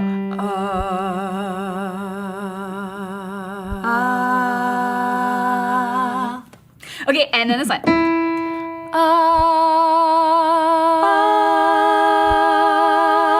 Yes. And if you're struggling with this, just go back to that Beatles thing and sort of like try to imagine that whole line in your head. that's gonna help you figure out where you need to be. So that was a fun little game. So now that you've practiced finding that third, let's apply it to a song. So if I were to sing, and I'm free. I'm gonna listen for the third above that note. We got a harmony. So now the tricky part is, what do you know? What do you do next? So I'm gonna move in parallel thirds. So we're actually gonna keep the interval the same, okay, moving along with the melody. So just to break it down, I'm singing, and I'm free, free falling. And the harmony is gonna be a third above, and I'm gonna sing, and I'm free, free falling. Together, it would look like, and I'm free, free falling. Ta-da! That's so exciting because when you look at it like this as a sort of a first step toward learning harmonies, it's so simple. Yes, you have to train your ear, and it does take time. And yeah, I think it's important to recognize that you'll sing some bad notes on your journey to the good one, which is fine. 100% totally fine. But when you have it all together, and I'm free, free falling, you get something beautiful that you can sing. And so what we've done is we've got a practice track for you of the chorus where you can hear this song and you'll hear me singing the melody, and then you can sing along as the harmony. So practice along. We're gonna take another moment right here just to do this harmony really slowly so you can repeat this little section to practice it. We're gonna go really slow. I'm gonna give you just Julia first. and I'm free, free falling. Now here it is with the melody. And I'm free, free falling. One more time. And I'm free, free falling. So there you go. That is what you can practice. Okay, so a couple final things before we send you off to practice. Okay, so if you have a male voice or lower voice and you're like, this harmony is way too high for me, I can't reach it, just sing it the octave below. So it would be here for you. And I'm free, free falling. Same note, just the octave below. Absolutely. And then this song is so great because that parallel third harmony works all the way through the chorus, but that doesn't work everywhere. So sometimes you may have to play with other intervals. Yes. You may have to start exploring. The third, the fifth, yes, other ones. So a great way to start training your ear to start hearing those harmonies is just to listen to a lot of harmony-heavy music. Yes. So start listening to the Eagles or the Staves or just songs that have a lot of harmony in them. Pay attention and try to sing the harmony line. Yes, try to identify the harmony. Is it below the melody? Is it above the melody? And just try to sing along and see if you can. Mm-hmm. And don't be afraid to make mistakes. It's totally fine. If you sing a note that doesn't fit, just sing a different one. Yeah, it doesn't matter. It's a lot of trial and error. It really is. And it's a journey and it's not overnight. So this will get you started. This is a great first step towards singing in harmony. So have fun, happy practicing. And if you have any questions at all, we are here to help. So just comment below and we've gotcha. All right, see you around. Bye.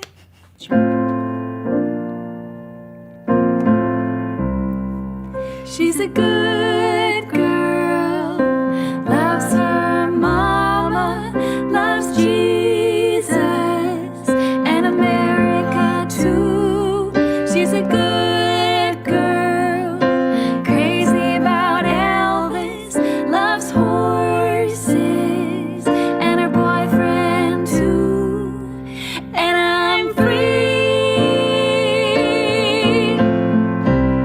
free falling. And I'm free, free falling.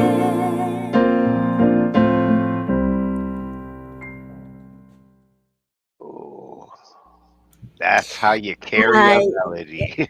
I really love Lisa Witt. She has, yeah, you're right. Her energy is, what brings music so fun. Yeah, they really make it fun. You know, it is a lot of work and it doesn't happen overnight, but they help to make that work fun. Mhm. She Exactly. has a way of, she has a way of making. Sometimes she would say like, "I know this is hard, but then don't give up," or something like that. She would encourage you, to like, "Come on, just do it." She's really amazing. She nudges more than push.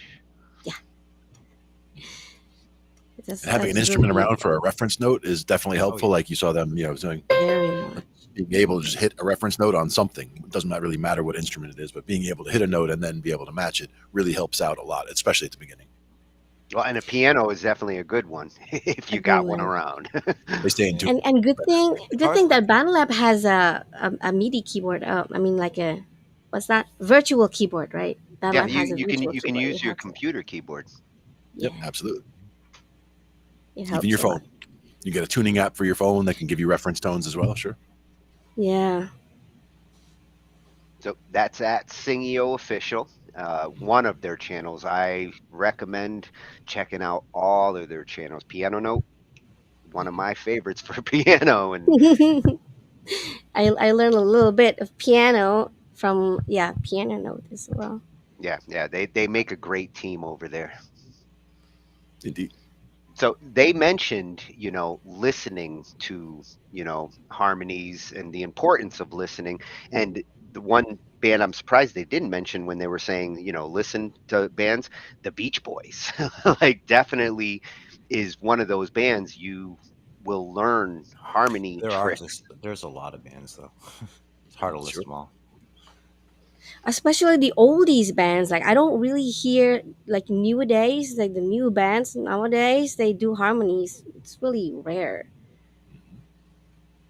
Well, hopefully you'll start to see some of that come back. That's Hopefully. something that should Hoping. not disappear in music. Yes. Right. Hoping these guys in their chat get inspired. Even in rapping. Yeah. Even Well, in rapping. Harmonizing in rap. especially in rapping, like we saw with the different levels, there are harmonizing techniques that are big in rap. The emphasis technique is definitely a big one in rap. Yes.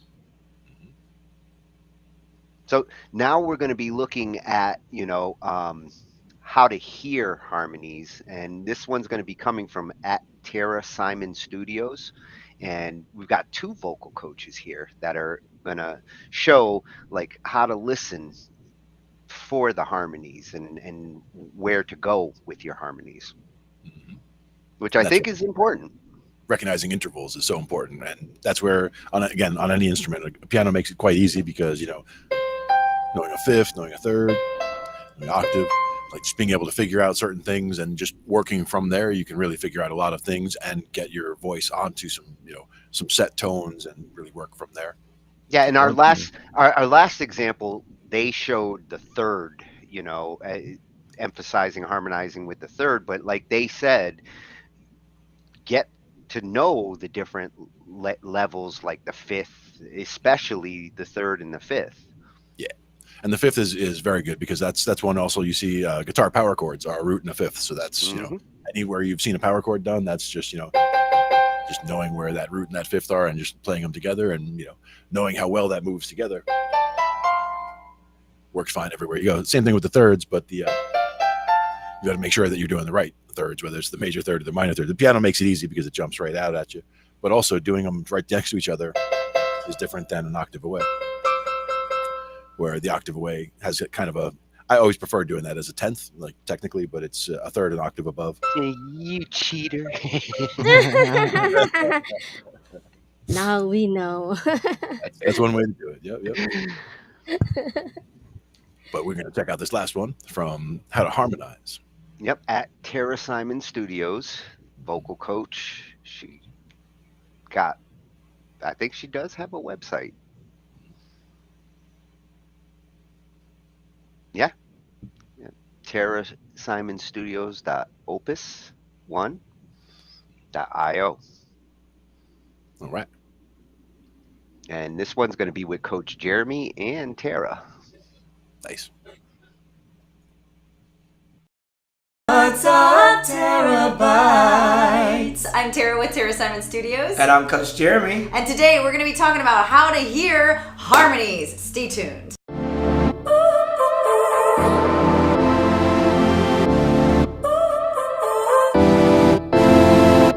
So we're going to be talking about how to hear the harmonies that complement each other and the melody. Yeah. First thing you want to do is immerse yourself in the music. Then you want to hear the third and you want to hear the fifth. Yeah. So when we start talking about immersing yourself in the music, what does that mean to you, Tara? Okay, so just like when you have a baby and the baby doesn't speak your language, you talk to that baby all the time. You know that baby doesn't speak yet. You know it doesn't really understand or compute yet. But the immersion within that language and the consistency that you give that child ends up in the result of that child speaking that language. Same thing goes for reading and writing. It's sort of a miracle, really, when you think about it. And that's why people are like, oh, she said mama, she said dada, like it happened. Because it's almost like there's a part of you that can't believe that out of just you speaking all that time, that happened. Mm-hmm. And the same thing goes for music immersion. I know that when you listen to pentatonics or a barbershop or a choir or any kind of music that has a very harmony forward basis, you may be thinking to yourself, I mean, I know they said to immerse yourself, but I don't hear anything. Yet. So just like that baby takes time to really have their brains change and compute in those neural pathways to form, to understand what they're hearing and then be able to regurgitate it. It's the same thing when it comes to music. So music immersion is point number one because it is the key. If you want to learn how to sing harmonies, don't listen to anything except for music that has a ton of harmonies in it. I totally get that. As someone that kind of grew up as a Baptist choir boy, like I used to go to rehearsals with my mother and just sit in the back and listen to them have choir rehearsals. And I never thought about it, but I was hearing all those thirds and all those fifths and all those harmonies in my ear. And so later, much later, when it came time to sing those harmonies, I could already hear them before my director or whoever else was trying to teach them to me. I could already hear them in my head. And it was because of that osmosis of like, having heard it. So total immersion. Let's move on to point number two. All right, so point number two, guys, is hearing the third. What does that mean? What is the third? So most harmonies are built off a basic triad. A triad is 3 notes that are performed at one time. So you want to start by learning the third, which is the closest to your root note or your tonic or the melody. The first, yeah. So for an example, I'm gonna play a C4 right now, and that's gonna be my root, tonic, or first. Those are all synonyms for the same thing, for the C, okay? I'm gonna play C. Now, I'm going to go up a third, he hears it, right? Choir boy over here. It's the closest major harmonic note to the first. Okay, so I'm playing an E above C here. And that is a harmonic. You're singing harmony at that point, okay? 1 to 3. Now, once you start on that note, you then simply, for the most part, there are exceptions, but you simply follow the melodic line of the melody. So if I'm singing la la la la la, so la la la la la, I'm gonna start on that third.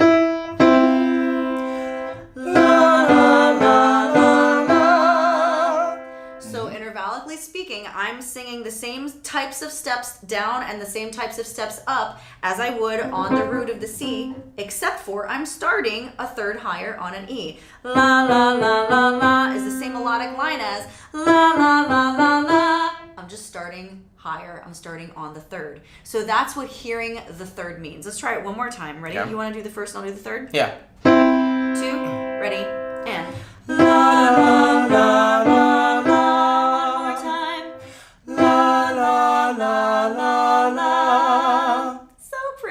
Next, we have the fifth. Now, the fifth is obviously a higher harmony than the third is, but it's called a perfect fifth because it's the one that stands out the most. So you can always hear the 1 and the 5 in whatever music that you're listening to. So it's the next step, but it's probably going to eventually be the one that you go to first once you really get immersed in these harmonies. For real. And that's because it's then 3-part harmony, right? So when you just sing the 1 and the 3 like we did in step number 2, you're only singing 2-part harmony, right? In our example, yeah? But when we go to 3-part harmony and you start hearing that, which is 1, 3, 5, right now we're just gonna and 5 so you can hear it easily. But usually when you're singing a 5th, chances are someone else is singing the 3rd. And when you're singing the 3rd, that's a harder note to hear because it's sandwiched in between the C and the G. So it goes C, E, G.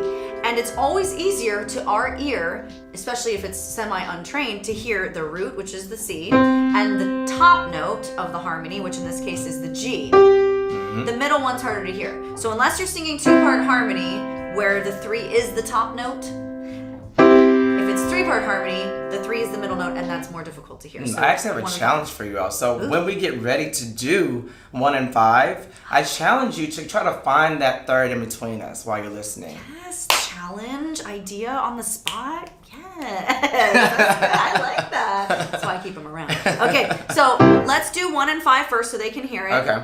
And then we'll leave a little space for you to try the 3 in between. Let us know in the comments box below if you were able to do the 3. And then we'll give you the answer afterwards. So we'll leave it and then we'll give them the answer. Okay, so this is 1 and 5. So you do the root, I'll do the 5th, yeah? We're doing the same melody? Just this note first, and then we'll go into the laws, okay? So, la, 1, 5. Okay, can you hear the 3? Shh, okay. So, 1, 5. Okay. Now, if we do la, la, la, la, la, la, you can, this is where an exception comes in. You can follow this linearly and go la, la, la, la, la. And that'll sound fine. We're going to show you what that means. But I'm also going to give you one more option, which is a little more creative if you feel like flexing your harmonic muscles. Okay? So let's try it on la. And la, la, la, la, la.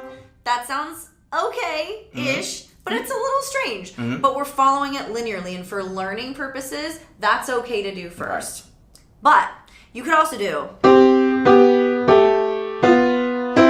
Yes, give us a good discount. Yes, okay? Because I know, based on my instincts harmonically, because I'm good at harmonies, that this is gonna sound a little funny. That sounds weird to me, right? So I'm gonna avoid that B and that F, and I'm gonna just stick on G because I know this is a leading harmonic, and that sounds good. And I'm creating more suspense here, and then I'm resolving it here, and finally completely resolving it there. Now, once you really, just to go back a little bit, once you really immerse yourself in these harmonies, once you begin to really hear them, things like this just make you just Your gives you heart the goosebumps because it's so pretty. So yes, you're gonna eventually be able to do this. I know you're like, oh, why are they doing this? I'm never gonna be able to figure it out. No, you will. Talk to the baby, guys. Talk to the baby. Here we go. Let's do the weird one more time. Okay. And then we'll do the more creative one. Ready? 2. Ready? And la la la la la. Good. Now let's do the better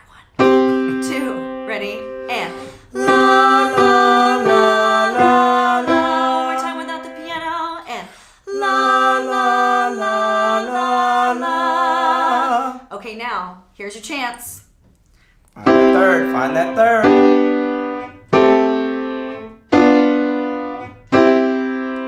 That's what it is. He's such a choir. We're gonna do it a cappella a couple times. See if you can do the middle note. In fact, I'll even do you a solid. I'll play it on the piano. You sing along to the middle while we sing a cappella to the 1 and the 5. And then I'm gonna take it away and you can do it by yourself, okay? 2. Here's your note, guys. I'm watching. Ready? Here we go. 2. Ready? And la la la la la. Yes! One more time for you, and then you're going a cappella with us. 2. Ready? There's your note. 2. Ready? And la la la la la. So if you're singing what I'm singing or what Jeremy's singing, you're wrong. Just sing the piano part. That's the 3rd. That's the hardest one right now. Okay. Now a cappella. 2. Ready? And la la la la la. You should know that note with me. Yes. Very good. Good job, guys. Yay. Give yourself a round of applause. We hope that this video helped you. So today, guys, in learning how to hear harmony, we went over the following. We went over music immersion. We went over find that third. and find that 5th, and rinse and repeat. You can do this. We hope this video helped you. Let us know if there's anything else you would like us to do tutorials on in the comments box below. Subscribe to this channel. If you want to get into this amazing coach of mine's schedule, all you need to do is email info@terrasimonstudios.com or call the studio. All the information you need is in the description box below. And there's all sorts of awesome links there to help you also support yourself on your vocal journey if you're more of a DIY person. We love you guys. We're proud of you. Make sure you spread faith, not fear, love, not germs, be a blessing in a stranger's life, because that is how we change the world. And we will see you on the next one. See ya. Bye. And I'm hanging outside over the edge, and I'm dying to feel that feeling again. It's got me like,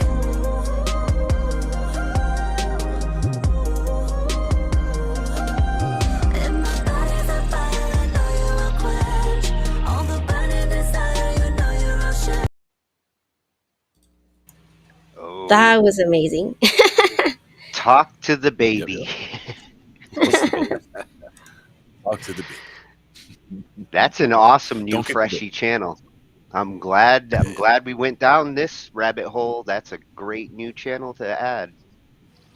Mm-hmm. Yeah, that was a good lesson there. And just Yep. perfect example, yeah, because the root, the third, the fifth, understanding how that all gets together, that's the main thing. Because adding sevens later, that can, really get you that 4-part stuff going on. But just getting those first 3 really would round things out very well.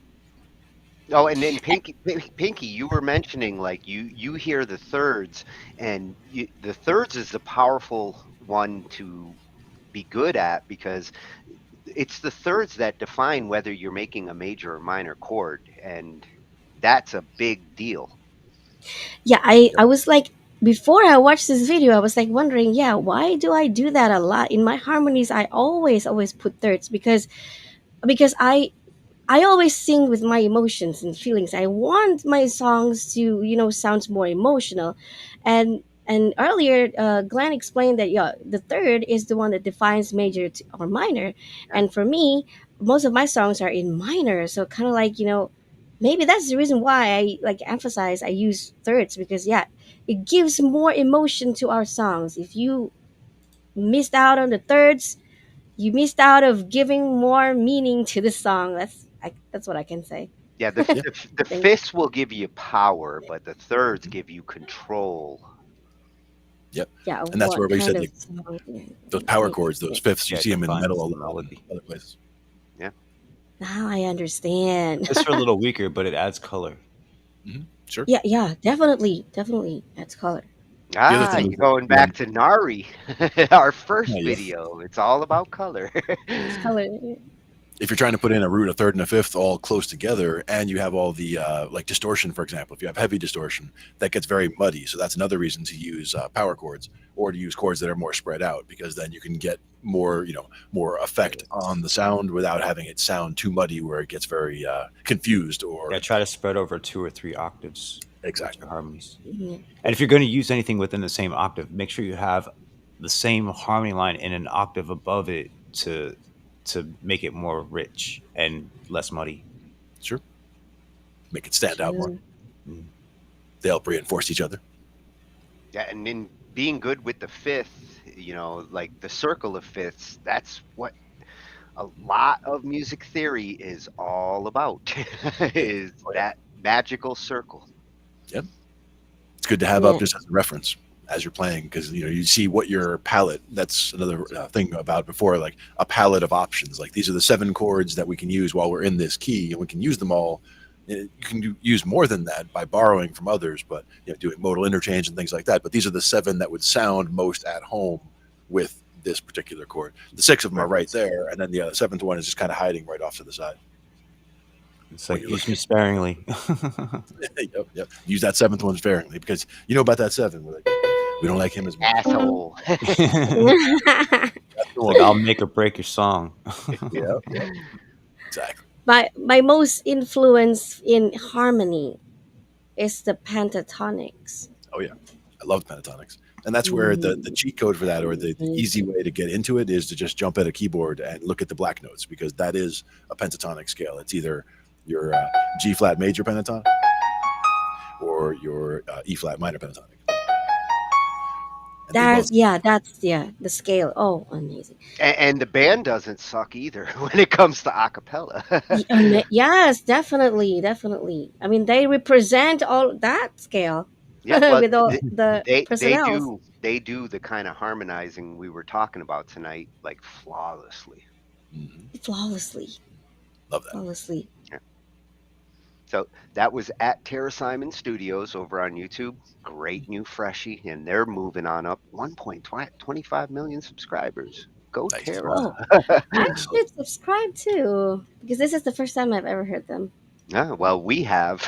And the cool thing as you subscribe to these, you know, how YouTube suggests videos, like our feed has become so awesome from Oh, that's finding nice. all these channels. Yeah. It knows what to feed us, and it gives us good results, things to get us, get everybody on the same page. Because not everybody's at the same level either. Like some people are looking for beginner stuff or advanced stuff, so we try to cover a lot of ground. Things that are more principles to make sure that people can build from there. And, Yeah, there was a mixture of beginner and advanced stuff in this show tonight. Like, yeah, it was a But very good lesson. when we cover like topics like this, I like to make sure we don't ignore, the beginning musician, Right, of because course. if it goes too fast or it goes over their heads, it's not as useful, and you can't understand the advanced until Without the you basics. understand the beginning. And even if advanced stuff goes over your head, like just let it kind of rain down on you, and you'll absorb some of it. And then the next time you hear it, some of it more of it'll sink in. And that's the way. Like I'll hear something, and it's like, oh, I didn't quite get it all, but the next time, it all sinks in better. So Yeah, it'll it's about eventually click. repetition, and As long as you're paying attention or trying to. and A lot of times it's about implementing. Implementation will make things click at the right time. You gotta have something to use. It's not enough just to learn the information, and you gotta apply it for it to really kick in. Yeah, and do some Practical trial and errors. I encourage everybody to go make a harmony line tonight. Especially when you're harmonizing. Experiment and improvise, and those 7 techniques that they showed in the second video, Those are eventually good. you'll do them all if you're really The experimenting. emphasis one is really good, especially in songwriting. So that way you can accent words and it gives it more power emotionally in the song versus like trying to do it through the whole thing. Some songs, you can do the whole thing. It just depends on what the song calls for. Yeah. What does the song want? But if you notice, like a lot of bands and artists who actually get somewhere with the music, they all have that in common. They all have harmonies and background vocals and stuff. Their stuff. If you don't hear any background vocals or anything, they're not going to be played on the radio. The most powerful bands tend to have multiple singers that sing well together. Even if you got a Freddie Mercury in front, it doesn't hurt that like the other 3 guys could sing behind him beautifully. Right. When you got the background vocals, it makes the listener want to sing along with it. It's like inviting for everybody to join in on the song. Yeah. That's what hooks people. Maybe like on Vocal Harmony Part 2, we'll get into like band backup vocals and there's so many the magic of like a Michael Anthony behind a David Lee Roth. Yeah. That'll be awesome. Yes, that'll be a fun one.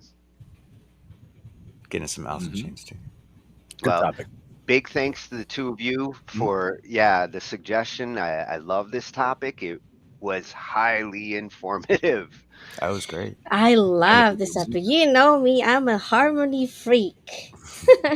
You are, and you're so good at it. Absolutely.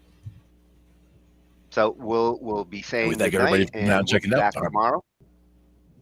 Yeah. We'll be back tomorrow with DJ Tatius and a little bit of news and reviews. Anne's been collecting up some songs in her playlist. Oh, can't wait to attend. That's right. So we'll see Keep everybody tomorrow night. Sending a link. Thanks for watching, everyone. Yeah, thanks for See you coming out, y'all. tomorrow. Have a good night. Have a good Night, night. everyone. Always appreciated.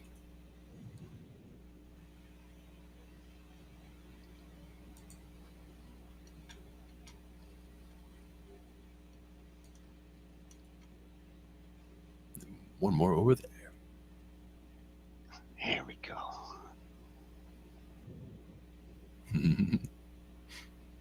What are you doing?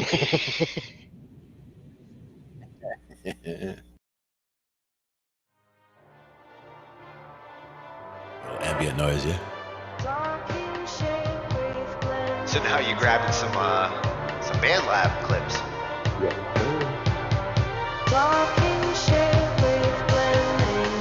Now for me, that would also be something where I would use like volume automation and like bring that from the bottom, like bring it in and then bring it back out. Kind of. And these are the kinds of sounds you can stretch.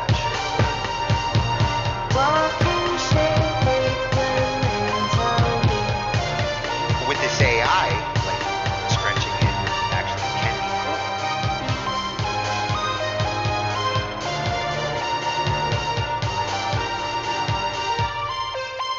Oh, that was perfect for the interlude too.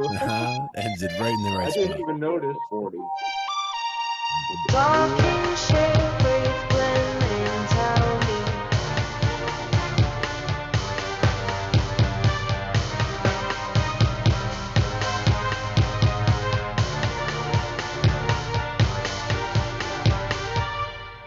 I didn't even realize the texture faded out at the interlude until it happened. I'm like, wait a minute.